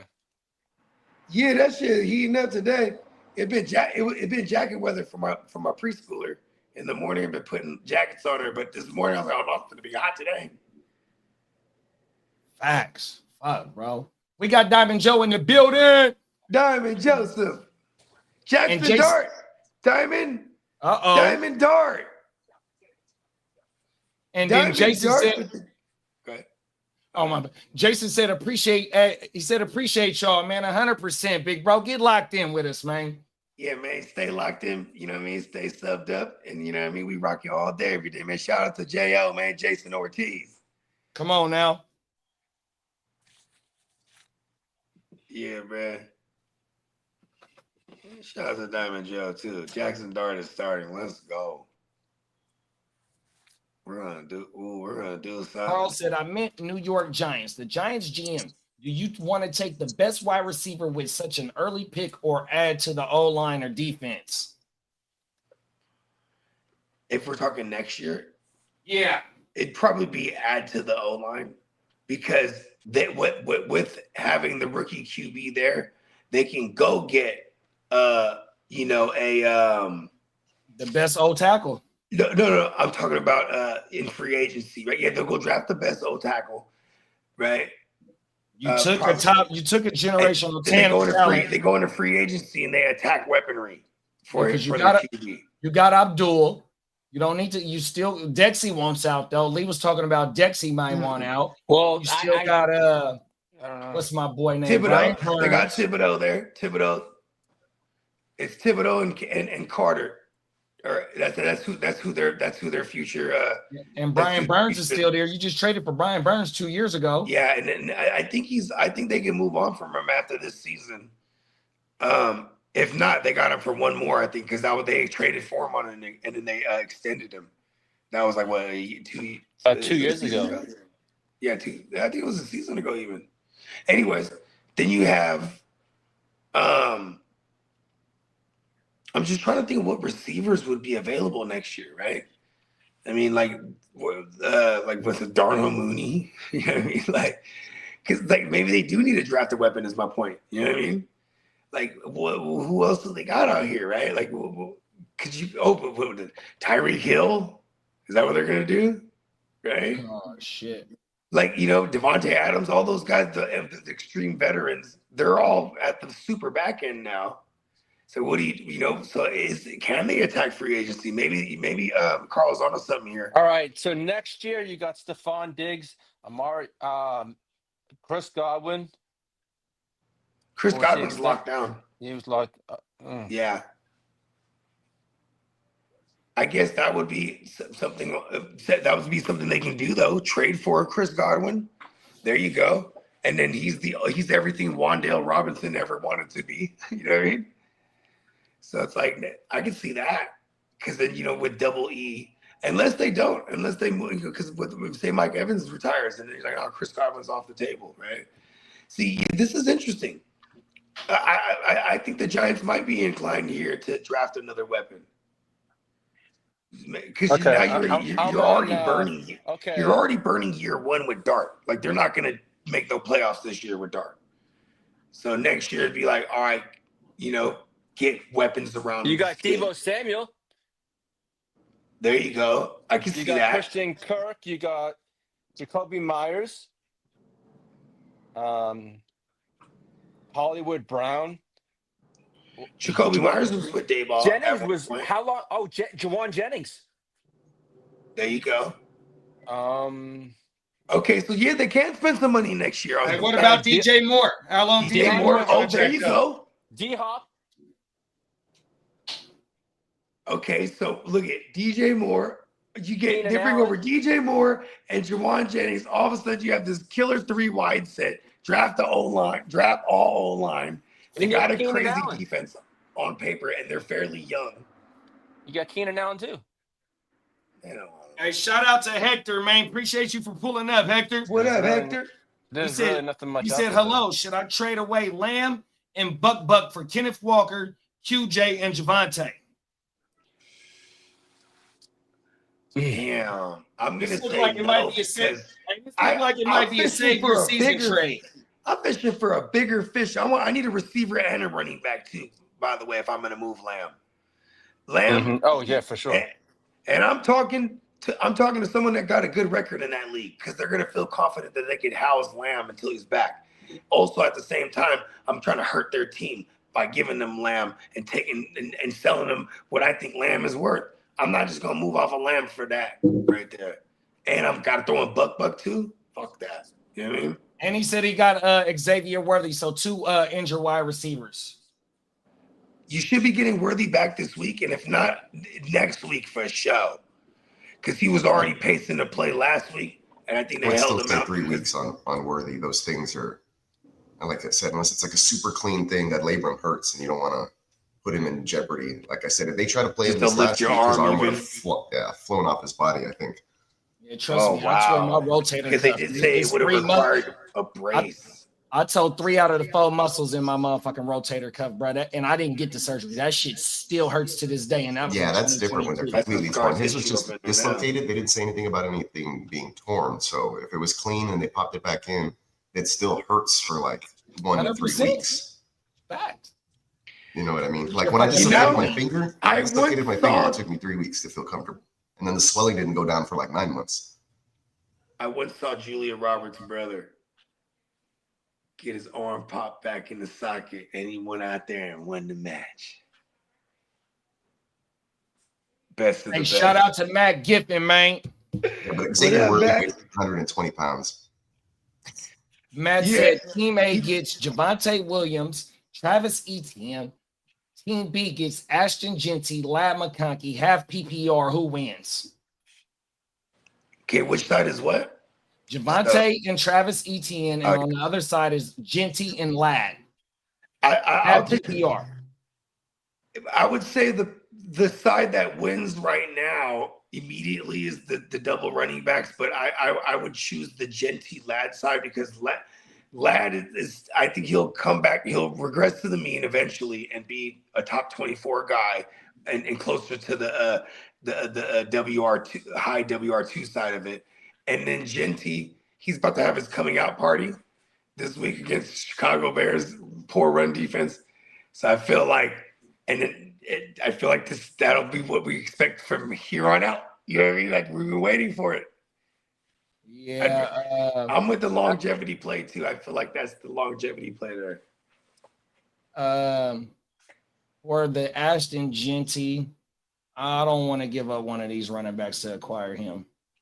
100%. Now the Lad, to get Lad, oh yeah, we might be able to do that. But I've been doing great. If I'm on Team A and I got Javonte and Travis Etienne, where I drafted at, yeah, you might want to sell high on one of these, 100%. But you might be stacked at other places because you prioritize running back so late, 100%. Yeah, and this guy that has Ashton, the guy that has the share of Ashton, he's trying to get off of him as fast as he can. And if he wait one more week and Brett is 1-2 or 0-3 right now, oh yeah, he got to make drastic more moves than trying to get away than Ashton Genty and Javonte and Travis. Oh yeah, 100%. I don't know if I can send Trav straight up for the Lad, bro. I would try to do that. I ain't mad at that. You know what I mean? That's a version of selling high and buying low all at the same time. I'm gonna sell high on ETN, and it's the form of buying low on Lad all at the same time. Because who's ever selling the Lad? That's why I bet you that's why he's like, oh, well, here's Genty. Let me get Javonte too. Hey, you already know, Hector, good looking for pulling up. And he said he just subbed. Good looking, big bro. Yeah, appreciate you, Thank Hector. you. Let's go. And we got Carlos Rodriguez in the building. What's up, big bro? What's up, Carlos? He said, I'm hurting at QB after losing Burrow. Is Jackson Dart worth a start or should I pick up Geno? I'm picking up Geno because he's playing Chicago Bears. So I'm doing that for sure. I wouldn't mind picking up Jackson Dart though, because that's a you know what I mean? Now I got an ill backup that with some high upside. And once I start seeing it, I'll gladly play him. Because Geno, we know what Geno is. He's in the pocket. He's not gonna get, Jackson Dart, he's gonna get us some rushing yards once Geno's a matchup-based quarterback. Facts. Yeah. I picked up Danny Dimes. I dropped Geno just because of I had to do it. Yeah, Dimes the you did it first 3 right. weeks been safer than a motherfucker, boy. Oh my I know. mama, whole world, Indiana Jones. Oh, whole we need to get an world. Indiana Jones shirt now. Hey, since Big Bro reminded us of the motherfucking $13 flash sale, let's go ahead and let the newcomers know about our sponsor, man. Yeah, man. Oh, my bad, Big Bro.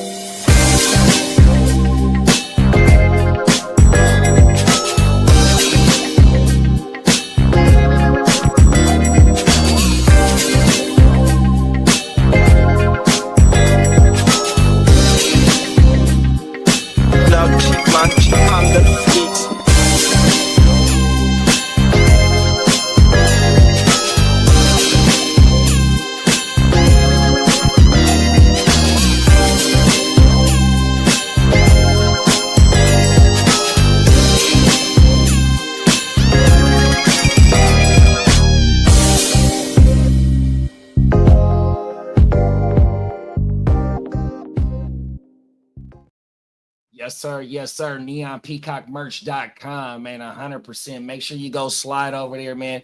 Enter your email address. That way you stay locked in. Get the notification right when the sale pops off. And if you see right here at the bottom of the ticker right there, it's letting you know how long the sale going on, where you can go slide over to, man, and get locked the fuck in 100%, man. Carl said Bears should be willing to trade more to New York on my mama. I remember you were saying that in the offseason, Carl, because you said you called to the local Chicago station and was telling them that DJ Moore was going to be on the block before by the trade deadline. I remember you saying that shit earlier this year. And then he said Olave to the Giants. That might be all right.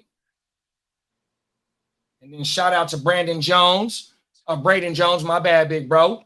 He said pick 2 TEs to keep for the rest of the season. Kyle Pitts, Zach Ertz, or Isaiah Likely. Shit. Ertz for sure. We ain't seen Likely yet. And Pitts. We just saw Mark Andrews kind of resurgence last night a little bit. Yeah, he's showing. Mark Van Andrews did show up with 2 TDs. Mark Good Andrews. Good Andrews, huh? He was the number 2 tight end of the week, 6 for 691 with 2 tutties right behind Double H. And you know what made me mad is because you know what? You're welcome, everyone. The one share in all of the land of my Mark Andrews.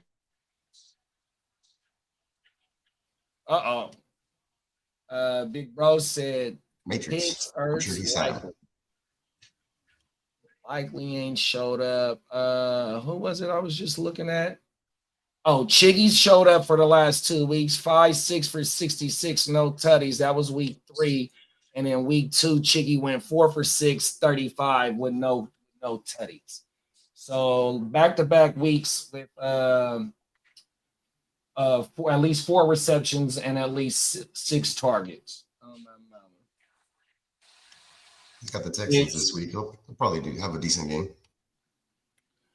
And then the Pitts 4 for 5, 37 week 2. Week 3, 4 for 6, 39. So hovering around where Chig has put up the last 2 weeks for sure. Yeah, Ertz should be rostered. Facts. I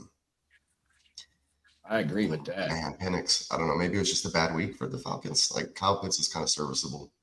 I don't know about Likely, to be honest. It's too many mouths to feed. The ball gets distributed all weird out there. You wouldn't know when to start him. Unless Andrews gets hurt. Here we go right here.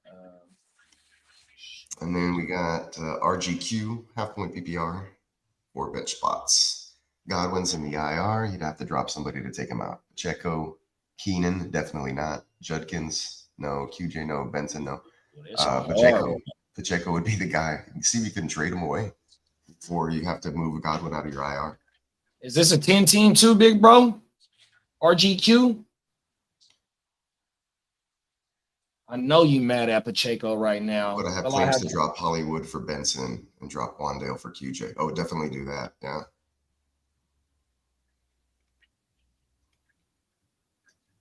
I would do it. I would. No, I ain't mad at that. Yeah, because in Arizona, right, Kyler Murray is only throwing about 25 times per game. I'll pull it up right now, bro. Oh, wrong way. Last week he threw. He threw for 35 times against us, against the Niners. Week 2, 25 times, and then in week 1 he threw for 29 times. 29 week 1. 25 week 2, and then week 3 it was what I say 35. Mm-hmm. Oh, 35. Yep. So, the point I'm trying to make is that 35 times is a lot for him. And if you really go look at the carries between him, Benson, and before James Conner got hurt, it's a 50-50 run split. So with Conner going down, you got DeMarcaro, you got Michael Carter. Oh my mama. So look, Benson got the second round draft capital, so he should be getting the first look to get a lot of the majority touches, 100%. They were already another stat is he's been a top 36 play for the first 3 weeks, and first 2 weeks he had to split the ball with James Conner. So yeah, he's ready to start taking over a majority of this work, and I think they're going to get it to him. And at heart, it was an offense that wanted to have a 1A, 1B, but they don't have a type of talent I feel like they could really lean on to do a 1A, 1B. So it's all Trey Benson. Come on now. My bad. The Brinks truck just showed up. Go ahead, just dump it right there. All the money. It's the GW money. Yes, this is Gen Wealth Net. Yeah, it's fine. Just leave it there.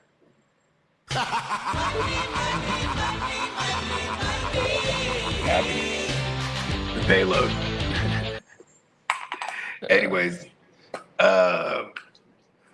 yeah, bro, Benson, let's go. Benson's about to go crazy. You want to know what's the worst thing about that entire offense? Whoever is designing the offense. They're good at designing run plays. I'll say that. Everything else, not good at all. Shout out to 2Shaky92, man. Hey, Twitch is on fire. We appreciate everybody for pulling up, man. Yeah, man. And shout out to everybody on Twitch, you know what I'm saying? We're also on YouTube on the Gen Wealth Net. You know what I'm saying? And we're everywhere. We're everywhere under the sun. But appreciate y'all pulling up to Twitch, man. Twitch give you back. Gen Wealth. 2Shaky92 said, trade ETN for Genty. My running backs are CMC and JP Mason. I'll do it. Hey, look, I'm a savage, bro. I'm sending ETN for Genty. Yeah, is that sure. Crazy? He's not even using the ETN. That's why he put the bench in there. I'm gonna do it. That person happy as fuck to get ETN right now too, because whoever had Genty drafting him up high, and he putting up damn near donuts for the motherfuckers. You know what I mean? Yum donuts. Hey, we got long. My bad, B. Go ahead. Oh, it's all good. That was to say Yum Donuts goes crazy. Come on, now, that's that shit. My mama. PPR, Zay Flowers and Travion Henderson for bump on Marion Hampton and Dalton Kincaid. Oof. If I'm a tight end needy team, is that a good deal?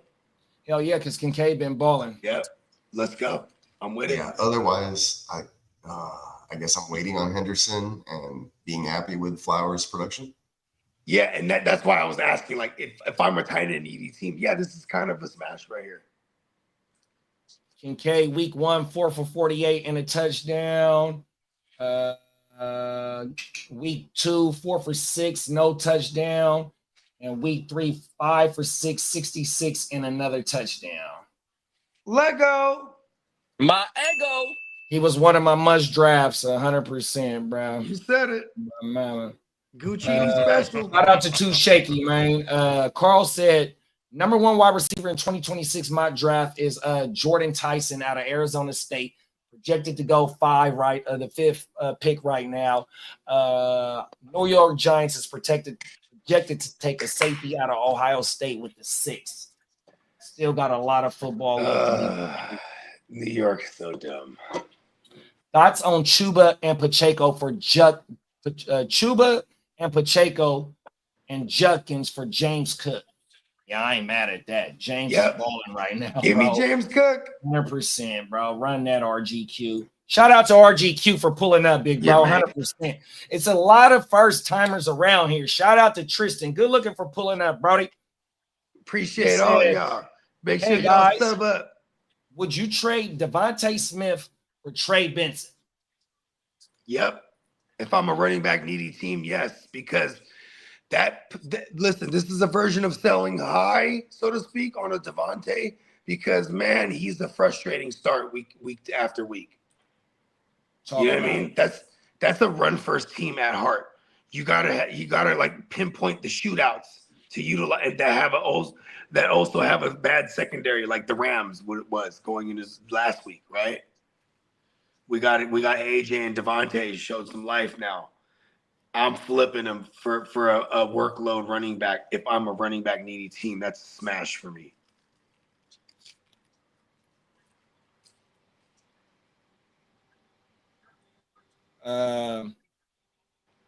RGQ said tried offering Chuba plus Pacheco for James Cook. Owner who lost CD and Connor, but it's only been a few hours. Wondering if that's enough. Nah. We swoop in and strike right now. So do you think Chuba and Pacheco is enough for James Cook? That's not enough. But not at all. It's the desperation high enough, right? Then we got the Arthur X, another fella pulling up from Twitch. Good looking, big bro. Appreciate you for pulling up. Trey Lamar for Jonathan Taylor straight up. Probably need some more context. What are the quarterbacks and running backs are on your roster? Super flex, single quarterback. Right. Good looking, Arthur, for pulling up. And then RGQ said, look, we 3-0, boys. Time to make some moves. Go ahead and start buying low on some of these motherfuckers, man. I ain't mad at you.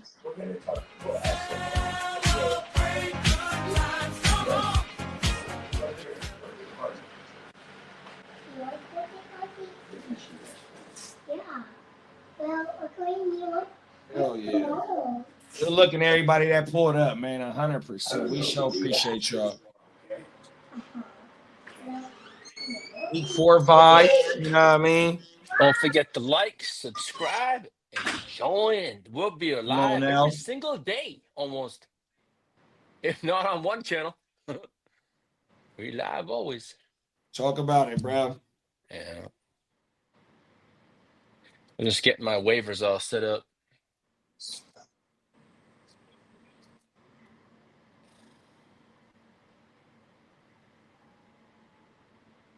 Let's see. Let me empty one of my woods out, man. Brought me a little doobie blunt. We got some new joints. Last undefeated team left. Talk your shit, bruh. My mama. And then we got KIXHO. Oh, my mama. Hey, I got a question. I'm thinking about trading Marv. He is not his father's son. George Kittle and Bo Nix for Lamar. What y'all think? Okay, so you getting rid of a hurt player. You also getting rid of a player that you haven't been in love with Marvin Harrison. And Bo Nix has been up and down for, let's see, Lamar been, I think, every week. I mean, if you can get away with not moving Kittle, or like if you don't have to give up Kittle or somebody like, or you know what I mean? I feel like 3 for 1 is 1, 2, 3. So we got 3 in the 4, and then the 4. So he been 3 and 4 QB for the first 3 weeks. I'm top 5 QB. You said we might not have to give up Kittle to get him. Does the owner of Lamar, does he need a wide receiver, big bro? Because I don't know what the selling point on Marvin maybe Jr. remove Marv from the equation. I mean, I don't know. I feel like 3 for 1, like doing a 2 for 1 for Lamar, maybe.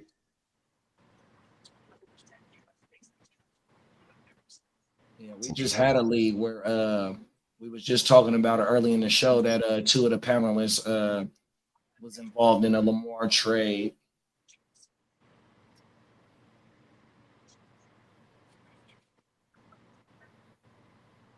Yeah, it's kind of hard to sell the Lamar owner on Marvin Harrison, bro.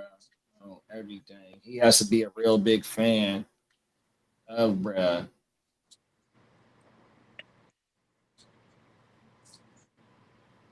Right now, MHJR. It was only in week 1, huh? It was only in week 1.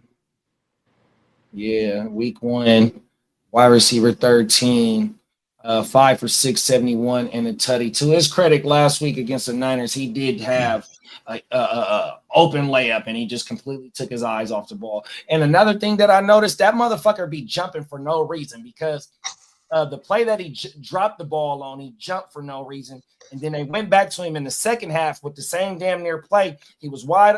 I ain't gonna say wide open. He was open on the, and he caught the ball, but the motherfucker jumped again. I'm like, bro, there's for some of these plays, you do not need to leave your feet. 100%. Ixo said that the dude's receivers are kind of cheeks. So yeah. I ain't mad at it.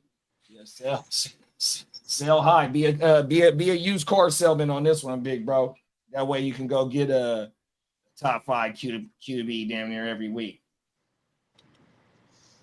Shout out to Zach here, Jason Gibbs for Amon-Ra and Saquon. Ooh. I don't want Saquon. I'd rather have Gibbs, bro. I'm cool with the JSN Gibbs side, to be honest. 100%. Hey JD, how much fab would you drop on DeMarcado? Shit, I ain't. Well, you must be a counter owner, or are you just trying to get ahead and think that he's the number 2? Yeah, I wouldn't put a lot of money on that. That motherfucker only had 2 carries, and he did the special teams work. I was just looking at his shit. What do you have? Like 2 carries and 59 return yards. Hunter went out in the first half.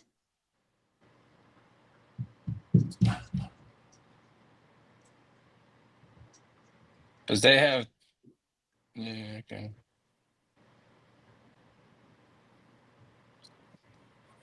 So he's going to back up Benson. That's what he's going to do. Okay. All right. So. Carl said he offered Quentin Johnson and Travion for Rashi. Think it's good for him. The dude's in 11th place out of 12. I mean, if you think the QJ thing's going to fall off and Travion's not going to do anything and you prefer Rice, then sure. I kind of like the QJ and Travion side. Yeah, I like the QJ. Still waiting on Henderson. And where you got QJ at, it's like he's definitely outperforming your return on investment 100%. And I don't think that's going to go nowhere. Fucking one thing that I just seen, let me watch this shit, bruh. So the boy Herbo, he threw 45 times. What? Where is that? Where Herbo at? It was he threw for 47 times this week, or week 3. And then the other 2 games has just been highly efficient. 25 for 34, week 1, and then where's week 2 Herbo? 19 for 27. 2 picks, 0 interceptions. Highly efficient. 100%, bro. Oh my mama. And then if we're gonna get a little bit more uptick of him, maybe even flirting around over 30 attempts a game. I'm definitely with that. And even when he's not going for 30 attempts a game, QJ is still involved in the offense, bro. 100%. So, let's look at their schedule. Like, when are they going to shoot it out? They've been dominating. Come on, Lee, tell us. Tell us the rest of your what's the schedule. schedule, Lee? Our You got schedule, the I have it Giants right in this front week. of me. You're apparently digging the hole already for Jackson Dart. We heard I that, have it right in front of me. right? And this is a defense, the Giants, that should give up hella booty. But can the Giants offense with Jackson Dart, can they make it a game, right? Because then I like the QJ and all of them. Everyone fire All right, them all here you up. go. The Chargers schedule is the Giants. What? Next week, we play Washington at home. Uh-oh. Okay. The week 6, we go to Miami and down Damn, south. you guys got a cake schedule. We going to Back to us, Miami, Jackson Dart, bitch. I'm hating. We get the Colts at home. Oh my God. Week Don't 8, you better not we lose get to the Colts, Vikings Lee. at home. Week 9, we get Tennessee away. This guy knows his schedule is hella Week easy. 10, we get the goddamn Pittsburgh Steelers. Week 11, we get the Jacksonville Jagnuts. Then Jagnuts. we get a freaking That was a good one. Week 12. I like that one. The That one was Jagnuts. good. That was good. Fucking A, Lee. Then week 13, That was we good. get the shit all over the right turns again. Week 14, we get the Philadelphia Eagles. That comes back down to earth a little bit. Oh, just a little bit. Then we get the Queefs again. Then we get the then we get the Cowgirls. Then we get my. Peacocks, Houston Texans. Then we finish off the season with the asshole Donkeys. Damn. Hey, man. You guys All better. war. You guys No better go love, Lee. undefeated, Lee. Hey, No, man. Hey, all according war, to no schedule, love. I ain't gonna lie. I'm gonna say this: 15 and 14. Oh my and God! 3, Don't do it, 14 and Lee. 3. All right, You let's mean let's you help can't Lee even do the out. math. Let's help Lee out without allowing him to jump off the plank right now. Josh Reed, 25. We Good ain't looking, beating big bro. Philadelphia, know that. Yeah, what up, Josh? He said, "Would you trade Ken Walker, I'll Tyreek probably listen to Hill, the Queefs too. and Abuka for I Buck say Buck, full losses. Drake Sure. Hold on, London, Lee. and Calvin Ridley? Currently have Henry, Walker, Brees, CeeDee Lamb, Tyreek Hill, Tetaroa, Abuka. Please need help. I'm lost on this one. We got you, Jay Reed. Yeah, we got you, Jay Reed. So Okay. you're trading. The trade is Ken Walker, Tyreek Hill, and Emeka Abuka for Bucky, Drake London, and Ridley. You got to throw Ridley out. Ooh. But I- I don't even want London right now because I got Abuka, bro. Even though we know what's my boy named the OG, he on his way out, and you insert the other OG, like Abuka been showing out, big bro. Yeah. And as these weeks And I progress, like Ken Walker. he's going to progress in this offense, big bro. 100%. This is why they drafted him. 100% because Mike Evans is getting older. Godwin is getting older, and you seen what Godwin did for the first 8 weeks, and they like, look, we know our defense is a little sus, but in this first round, there's no way we can let Abuka go. And he's showing out as one of the best wide receivers in this class, bro. 100%. So in my opinion, I don't want to give him up, especially for London. I don't, bro. Yeah, after 3 weeks of seeing it, it's hard to value London. Like London, the allure of it is because of where we drafted him. He's clearly still nursing that shoulder. You know what I mean? And then the passing situation, it looked good week 1, but we got to remember the Buccaneers, they could be had. Their corner, they give up. This is not just new this year either. They last couple years. But the reason I'm pointing that out, that was the only big game this Falcons offense has had in the passing game. And, you know, they're definitely going to run the ball heavy with Bijan and Al Boo. So, yeah, I would stay put for now, man. TBH. I do like or the how about idea. even try and sell high on Tyreek since he just scored? There you try go. and obtain Drizzy Drake or Bucky because Yeah, I might you try got to get Chris Bucky Hall. straight up for Tyreek. If I could do that. I know Brees didn't have a good game last week, but you got there's Brees Hall and that Walker. team might be a running back, a wide receiver needy team. Because they're trying to bring back. Actually, they're trying to bring back 2 wide receivers here. See, it's a lateral trade, but I'd rather have the side that's producing right now. You know what I mean? Especially unless I'm 3-0, because I do believe in London. But man, I don't want to send in Books for that. And if it's about getting Bucky, I might be able to dress up Ken Walker in it with someone else and go after Bucky. You know or if that motherfucker need the wide receiver, you dress up Tyreek and something else to go get that motherfucker, bro. Same argument. He's mad at the London. He's mad at London, and he feels like in order to go ahead and get what was it? Walker, Ibuka. Walker. So yeah, he's mad at fucking London. He's trying to get Ibuka, and then Bucky in order. Yeah, he's dressing that up 100%. So nah, fuck that. I'm not finna give up London for Ibuka. Yeah, so and if I'm prepared to bust that down right there. Let me give up Hill to find a way to get Bucky 100% because they all on the same team.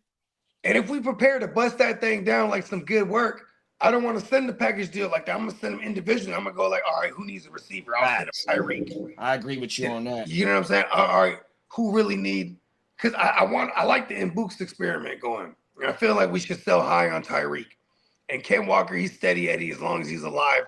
But if it's gonna cost if it costs, this is what I'll do. I keep Mbooks out of it and see if I can do Ken Walker, Tyreek for London, and what was the other running back in the Buck. I would do that. I ain't mad at that. Right? I don't want to throw in Mbooks to make this. That's a deal breaker for me. 100% for sure. Yeah, we're not. In fact, the combo breaker. And we got Roy in the building. What's up, ROY? What's up, Roy? He said, will you trade or Marion Hampton plus GW for Buck? I got Gibbs, JT, Tetarosa, Romo Dunze, DeAndre Swift, and MHJR. You gotta get rid of MHJR, bro. You want to keep G-Dub. Yeah, I kind of like G-Dub because G-Dub's QB proof. His whole career's been QB proof. And he's a target commander. MHJR is not as of right now. He's not kind of the number 2 on that team right now, bro. McBride, because also the way Kyler favors the shorter passing game, you know what I mean, and the lack of creativity for that Arizona Cardinals offense. Period. Facts. Like period.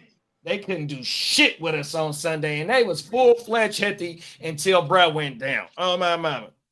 Yeah, and like they're very creative with the run game, and they use the threat of their mobile QB to open that up. But like, yeah, their passing game sucks. It is a concentrated target market share. But if I could flip the MHJ for the Buck straight up right now, I'm doing that. You gotta get that. I'm gonna slim that down.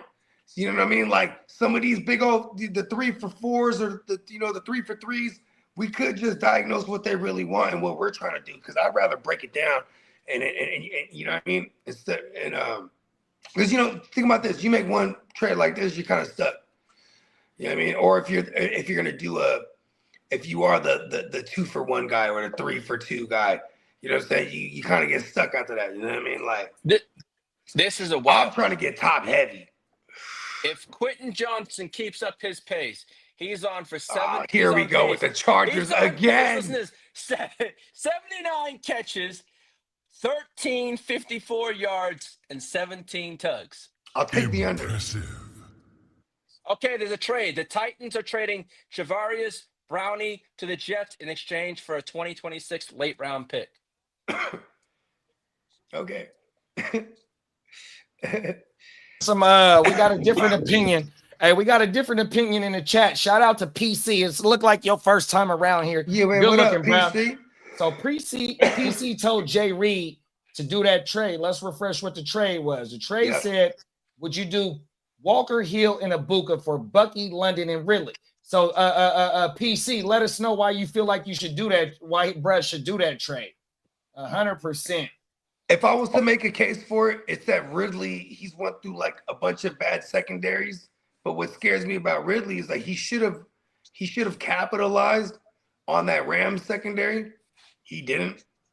And AL Maynard been showing up the last 2 weeks as well. And it's almost like Ridley he's been showing up the last 2 weeks in that passing offense. Yeah, he's getting chiggy with it. Hey, Bogey, Quincy Williams was just placed in the IR. Okay, word. Where else we at? Josh said, would you still have Lamb, London, and Tet, and now Buck, Walker all day? Bucky over Walker all day. I definitely ain't mad at that. No facts. But, I'm not mad at that. But I feel like if this is this guy's trying to, like, what is he trying to? Okay, here's the thing. I thought the guy was selling the Buck. No, hey, look, we don't know what Penix is. We don't know what Penix is. I'm not giving up Ibuka for London, bro. 100%. If we want to get Bucky, if Bucky is the main piece in this trade for Jay Reed, I'm definitely not giving up. I'm gonna break down one down. Mbuka, 100%. He got Tyreek. You get rid of Tyreek, bro. I don't want to bring in London. London gonna be too inconsistent, even though he flashed last year. You got to remember, a lot of that was with Kirk Cousins. Even though Kirk Cousins all of it terrible, fucking Penix didn't come in until like week 13. And I can't. You know what drives me crazy? He had 15 targets week 1 and he got hurt. 15 targets week 1 and he gets hurt. He's basically playing decoy right now. That's what's fucking him up. If you believe that, I'm saying, off his AC joint sprain or whatever it is, now it's after 2 weeks. He should be straight maybe this next week or this week or the week after. I'm okay doing this trade. I just think the Ridley's a throw-in. I think I can sell high on Tyreek by himself. They're trying to use Tyreek as a throw-in in here. I don't like that. That's the main reason why I didn't like that trade. You know what I mean? Ken Walker getting a workload, and he's immediately playing the Cardinals this week. I'm okay using him there. You know what I mean? I don't need to graduate to Buck. You know what I mean? I'm okay there. Tyreek, I'm throwing him in there and Books. You know what I mean? Ridley, he's all right, man. Who they got? The Colts this week? Colts cornerbacks is out. Actually, Charvarius Ward's going to be back. Yeah, we'll see. 2 TDs, 6. And it is a version, like, listen, some people, they like preference trades, which is crazy to me. You might be able to just send Tyreek and get London straight up. Like, people do lateral trades. You know what I mean? I call it preference trades and shit. They just like the player better currently. Or they're mad at the player that they spent up on. They just want to move off from him.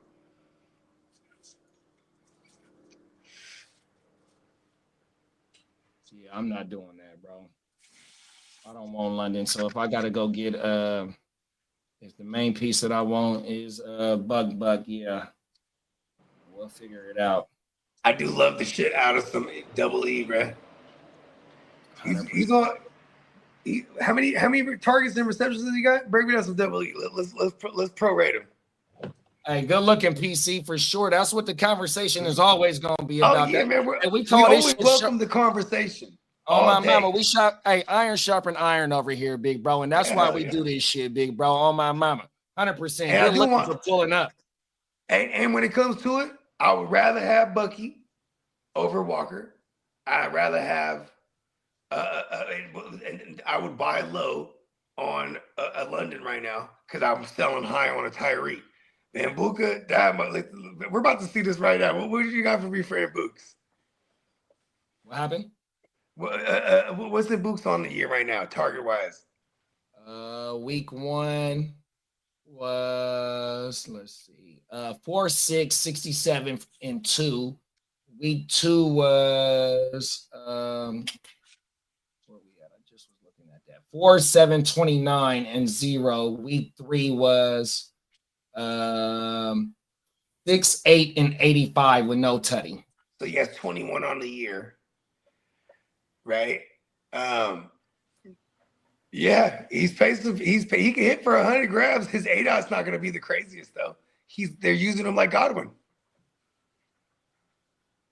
Godwin back. What's your thoughts on that now?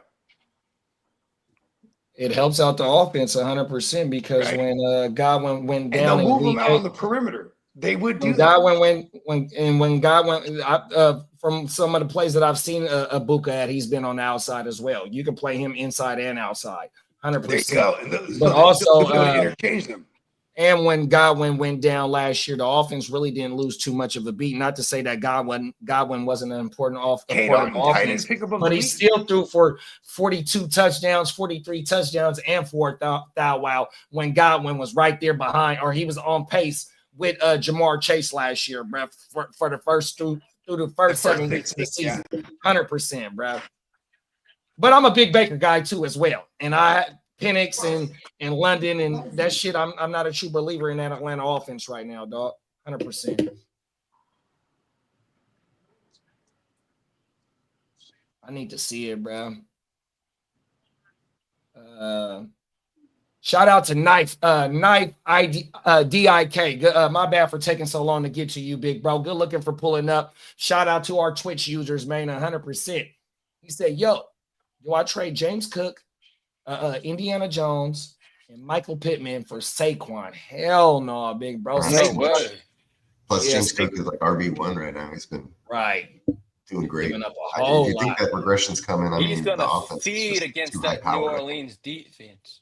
And then for regression, to keep it on some regression talk, like Saquon ain't going to sniff nowhere near what he did last year. And then you see it in the first 3 weeks, because the first 2 weeks, the run game is Hurts. You know, we seen Saquon week 1, but yet Hurts' defined role in it as a running back, bro. Running back / quarterback is always going to be there. 100%. 10 to 12 carries, the fucking tush push, or you can say TD vulture, however you want to say it, right? He's going to command what do he do? Three air TDs. What? AJ got one, Devontae got one, got one, and he got his rushing touchdown, and he got his 60 yards on the ground. It's like, look, bro. And they have a tough run schedule coming up these next couple of weeks. There it is. There. Ooh. On my mama. So yeah, don't do this. Don't do this, Knife. On my mama. Who was it earlier? Devontae Smith or who? It was the running back. I'm with it though.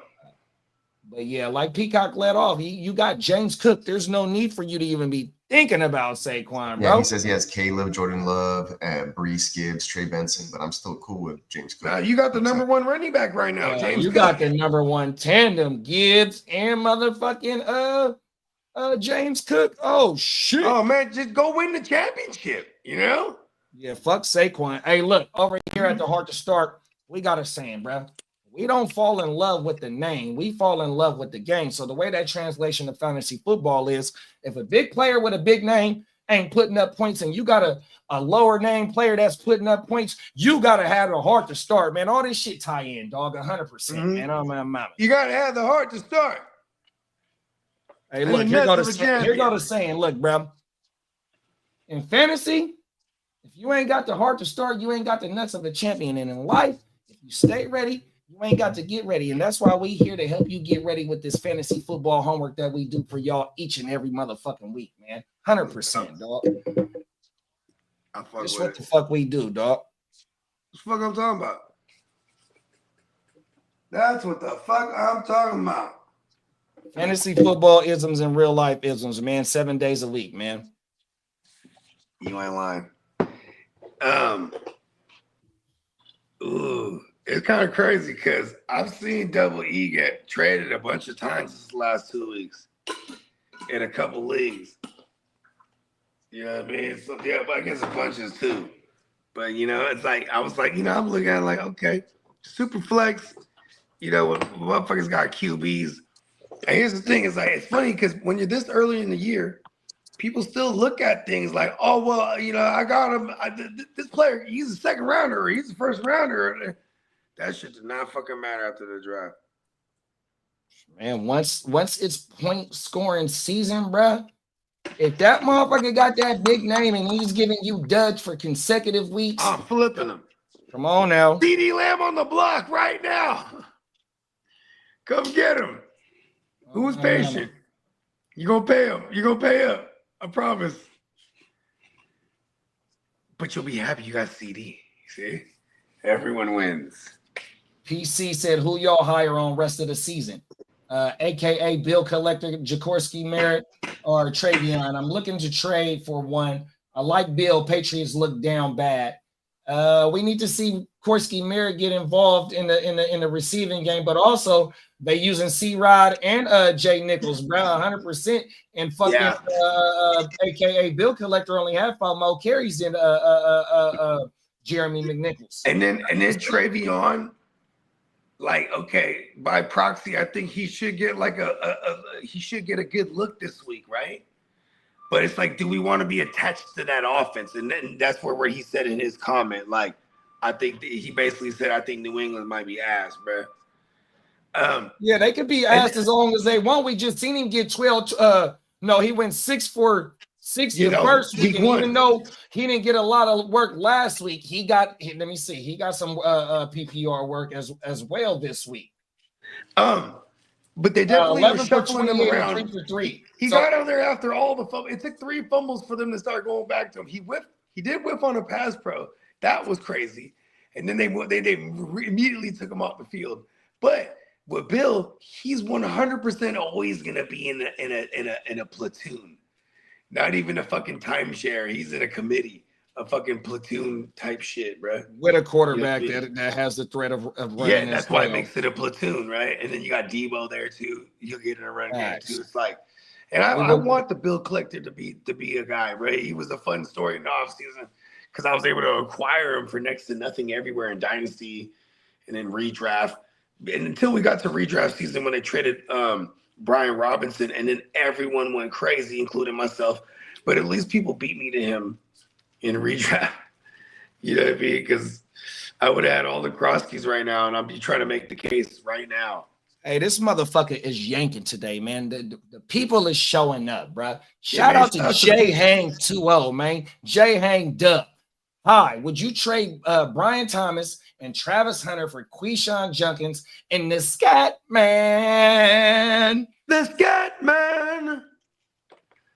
Okay. That's easy money. Hunter ain't doing this. Come back to me, JD. This might not even be an IDP league, bro. He's ready to get off T Hunter for sure. Yeah, I mean, what has T Hunter been? Unless, like, I mean, we're in IDP leagues. He ain't even been a better start over regular DBs. 100%, bro. Oh, but here's the thing: it's like trying to figure out, is it coming? Their secondary's been pretty good without him. I almost feel like they need to relegate him to offense more. And somebody dropped in the chat, I might have said today that it's 60-40 at practice and is more on the defensive side than more than offensive side. Yeah, I think somebody dropped that earlier in the chat. Yeah, and it has been trending in that direction since week 1. Like, because remember week 1 he played the most snaps on offense. That's why I got a lot of shares of Parker Washington and Strange. Hey, the Bengals have been in touch with the Giants about Russell Wilson. Oh shit! Oh my fucking God! Don't do that. What the fuck? That is fucking annoying. Get Jameis Winston if anything. Oh my God. That shit is. Hey, Jay Hang, is you a running back needy team? Man. Yeah, shout out to Jay. Wasn't it Jay Hang? Jay Hang 2-0, man. The dub. Shout out to Jay Hang dub. You feel me? We understand Jay Hang 20. People showing up, man. We appreciate y'all for pulling up, man. All my mamas keeping this bitch. We appreciate everybody, man. Everybody be sure to sub up. We rock like this all day, every day. We at war in many battlefields just like y'all. You know what I mean? And the first time you pull up, bro, we don't forget about nobody, man. 100%. Once we see a face, we remember the face. Yeah, we start immediately we give motherfuckers nicknames out. Like, oh, okay. What's his name? Jay Hang Dub. You feel me? Oh, my mama. Look at Jay. That's how we do around this motherfucker. And we got all our fantasy players got names and nicknames and shit like that. 100%. That's how you remember. Bro. Yeah, man. Wow. PC said, who y'all hire on? Oh, we did that. My bad. Shout out to PC too, man. Shout out to PC for sure. Jay Hang said, I got Henderson and Jacobs. So bringing over Quishon and Scatman is not too bad. What about going in? Because if you bring over Junkins and Scatterbo and you got Jacobs, you might not need Henderson. So what about maybe trying to do? Because I don't know if If I he want got a to double be a flex, PTR. If you're so deep right now, and you might got some other wide receiver options. You might be able to hold on to BTJR, bro. yeah, because like 100%. BTJ against the Niners should look like BTJ again. You know what I mean? And we are Niner fans. We are gang members. 100%. And we'll tell you that this should be the get right game for BTJ right here. So he said it's a 2-flex league. So is it 2 running he'll backs, run 4 2 wide running backs. receivers, or is it 2 running backs, 3 wide receivers, and 2 flexes? Yeah, because I'm not mad going chunky running back. He's running. Yeah, Junkins, the 4 Jacobs, horsemen. and Scatterboo right now is nice. And by the way, by the time that TT comes back, if it's at least 2 games, Scatterboo is riding the momentum on 2 games right now, having 2 TDs the last 2 games, going over 100 scrimmage yards last week, or just prior week, 100%, bro. They got the Chargers. You know what I mean? Chargers not giving up too much to the running back, but JK scored, and I want to say he had 75 yards on the ground. So they not too terrible at giving up points to the running back. Oh, my mama. I like Scat. I love Scatterboo going forward. The Scat, man. 100%. You know what's crazy? They outside of Joe Mixon in the playoffs earlier this year against the Chiefs, nobody has put up more than 70 yards outside of Jordan Mason, and now Cam Scatterbo on the Chiefs defense. And then Jay Hang said 2 wide receivers, 2 running backs, and 2 flex. So it's only mandatory to start 2 running backs. So if you got fucking Junkins, Scatterbo, and the running back from Green Bay, what's his name? Jacobs, good looking big bro. Yeah, there's no need to hold Henderson, in my opinion. Especially if it's not a dynasty, you know what I mean? We still got to wait on Henderson to be a thing, but... Is the question about to drop him for somebody? No. So the trade question is, would you trade Brian Thomas and Travis Hunter for Quishon Junkins and Scatterboo? But he has Jacobs and Henderson already. So if there's a way that I can finesse, bruh, to keep Brian Thomas and maybe throw in Henderson in there, because... If I got Junkins, so I'll throw in Henderson and Travis Hunter, and I'll try to go out something like that. Yeah, because I want to move Travis Hunter. I'm okay if he becomes a thing eventually.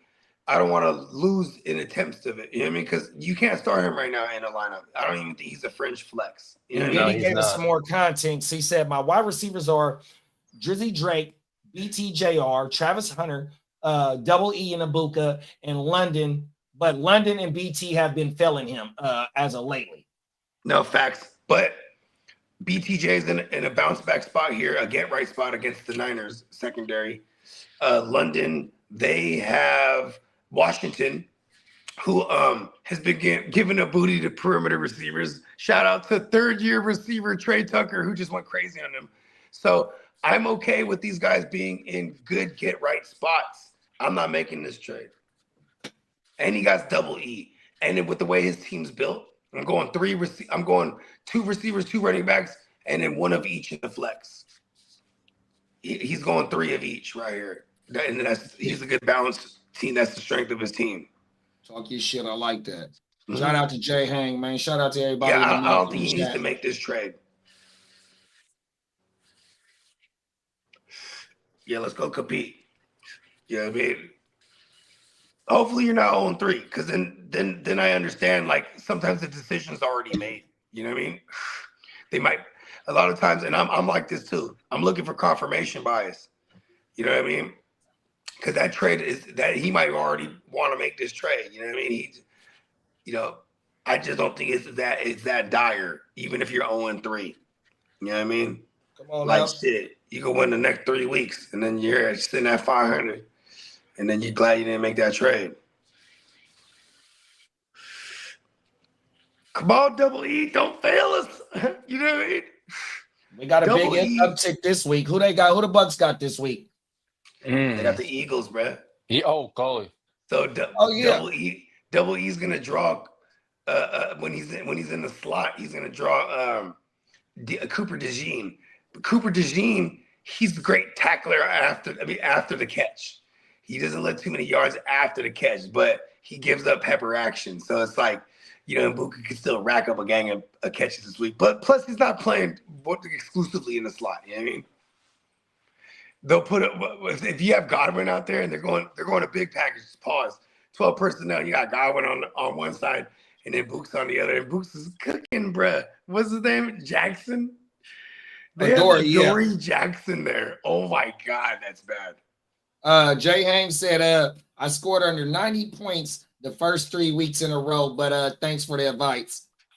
No, okay, I get it. Hopefully, schedule-wise, he was playing people that were scoring less too, because it gets ugly early. But here's what I say: when you got the ugly team early, you just hope that it don't stay ugly, because you got players that bounce back spots here, and then the stock goes higher. You know what I mean? Because I'm not opposed to selling after when they blow up. BTJ blows up now somebody's, you know what I mean? They get reminded. Oh yeah, that's right, he's good. You know what I mean? That the stock is up. You feel me? Talk about it. Tino said that Travis Hunter is for IDP only. Yeah, facts. Because he's a cheat code in that aspect. But look at somebody. Shout out to the chat. Somebody had put in there 60% in practice on defense. Yep. Let me see if I can go find it. Shout out to Diamond Joe. Diamond Joe, he said something. He said this to me after they drafted Travis Hunter. He said, if they traded away a future first round to move up to get him in the first round, right? So they spent 2 first rounds to get him.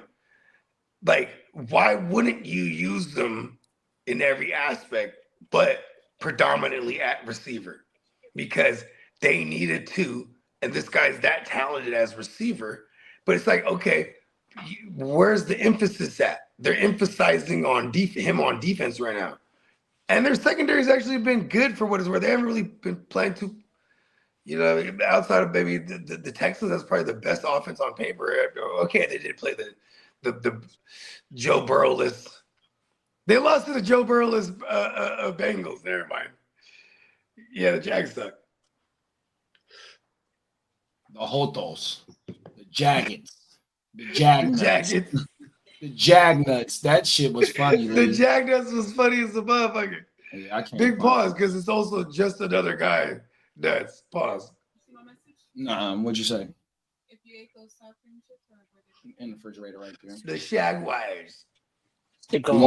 No, right here, babe.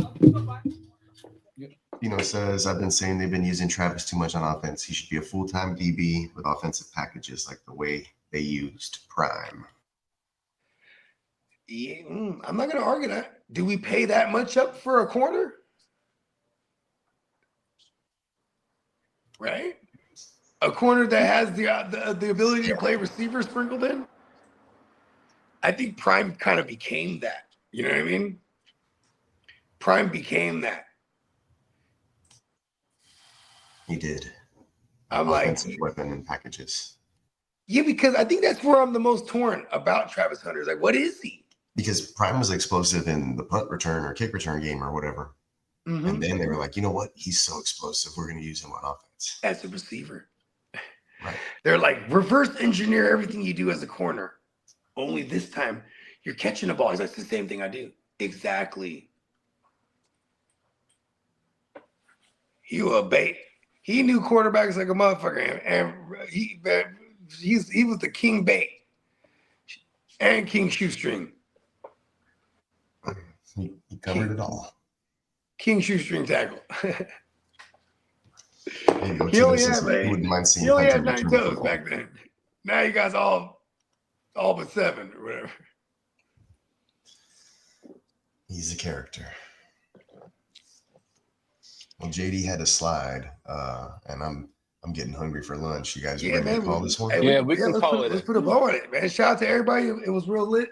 Yeah, I mean, we'll be back at you with the we got OJ and a blunt for breakfast tomorrow morning, and then look out for the Houston huddle in the evening. We'll do a super short Houston huddle. I'm not willing to talk for an hour about these guys. They're atrocious. Oh, good. Understandable. If you want, we can run a Houston huddle segment. I want to be like, Nico Collins scored a touchdown on a broken play, and that's about it. So there's a preview. There's a preview of the show. It's kind of hard to do a huddle when it's things are bad. There's not a lot to talk about. I What we'll do is I'll do a conspiracy huddle or something. We'll see what's happening. Oh, there you go. We'll make it interesting. Bring me on the show. Fuck it. Conspiracies. All right. Well, check out the new music video, and then we'll end with another one. But y'all stay tuned. Make sure you're subbing up, liking, subscribing anywhere and everywhere. Twitch, especially on YouTube. Go check us out on YouTube. That's where the money happens. So appreciate everybody, all the new faces, and make sure you join us. We have a show happening just about every day. So sub up to the channel and check everybody out. Catch you in the next one. Here's the new. I probably got away before I was in touch with my cheek. I was quick to let off in a sucker's face. Before I was settled, I had hella. Before I invested, I embezzled. Before I manifested it, I wrestled with the game changer. This was before I was a vessel for the game changer. Packing heavy metal, fundamental basics. Before I was a pharmacist, I had hella patience. Before I had pull like gravity, I wasn't weightless. From the streets of the east before we reached the apex. Before I was woke, I was never asleep. Before you take me as a joke, I put that ass to sleep. Before they would tell me I was nothing, I knew they'd get got before they see me coming. I wasn't insubordinate before the mortgages. Before we export the work, I import the bricks. Before I try to justify it's for the kids. Before I truly realize what karma is. Before the shows in the packed houses. We sold dope out of trap houses. They sold me hope before I bounced back quick. We lit, packing heavy metal, fundamental basics. Before I was a pharmacist, I had hella patience. Before I had pull like gravity, I wasn't weightless. From the streets of the east before we reached the apex. Back when I was just a young mustache. Before the fly rides, I had a bus pass. Before the limelight, I was a young sav. Before my third life, I lived dumb fast.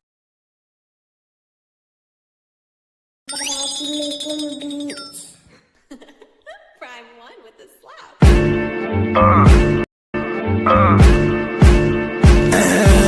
Showing out when we show up. Pop champagne with my shoguns. Hella money is the motive. Own ship in the campaign slogan. We showing out when we show up. Pop champagne with my shoguns. Hella money is the motive. Own ship in the campaign slogan. Hella yay for sale. Hella yay for sale. I'ma take this winner's purse. Y'all gon' take this L. I'm in her purse. Yeah, the game's a bitch. Till a day I'm in the hearse. I'ma make this mail. I got a paper bag full of that. Can't you tell? I was making paper stack while y'all was chasing tail. I'm a real maniac. I ain't afraid to kill. Shit's real when you married to the game for real. I'm bout skrill, bout scratch, moving everything for chow mein and loud packs. Pharmaceuticals, yeah, the doable.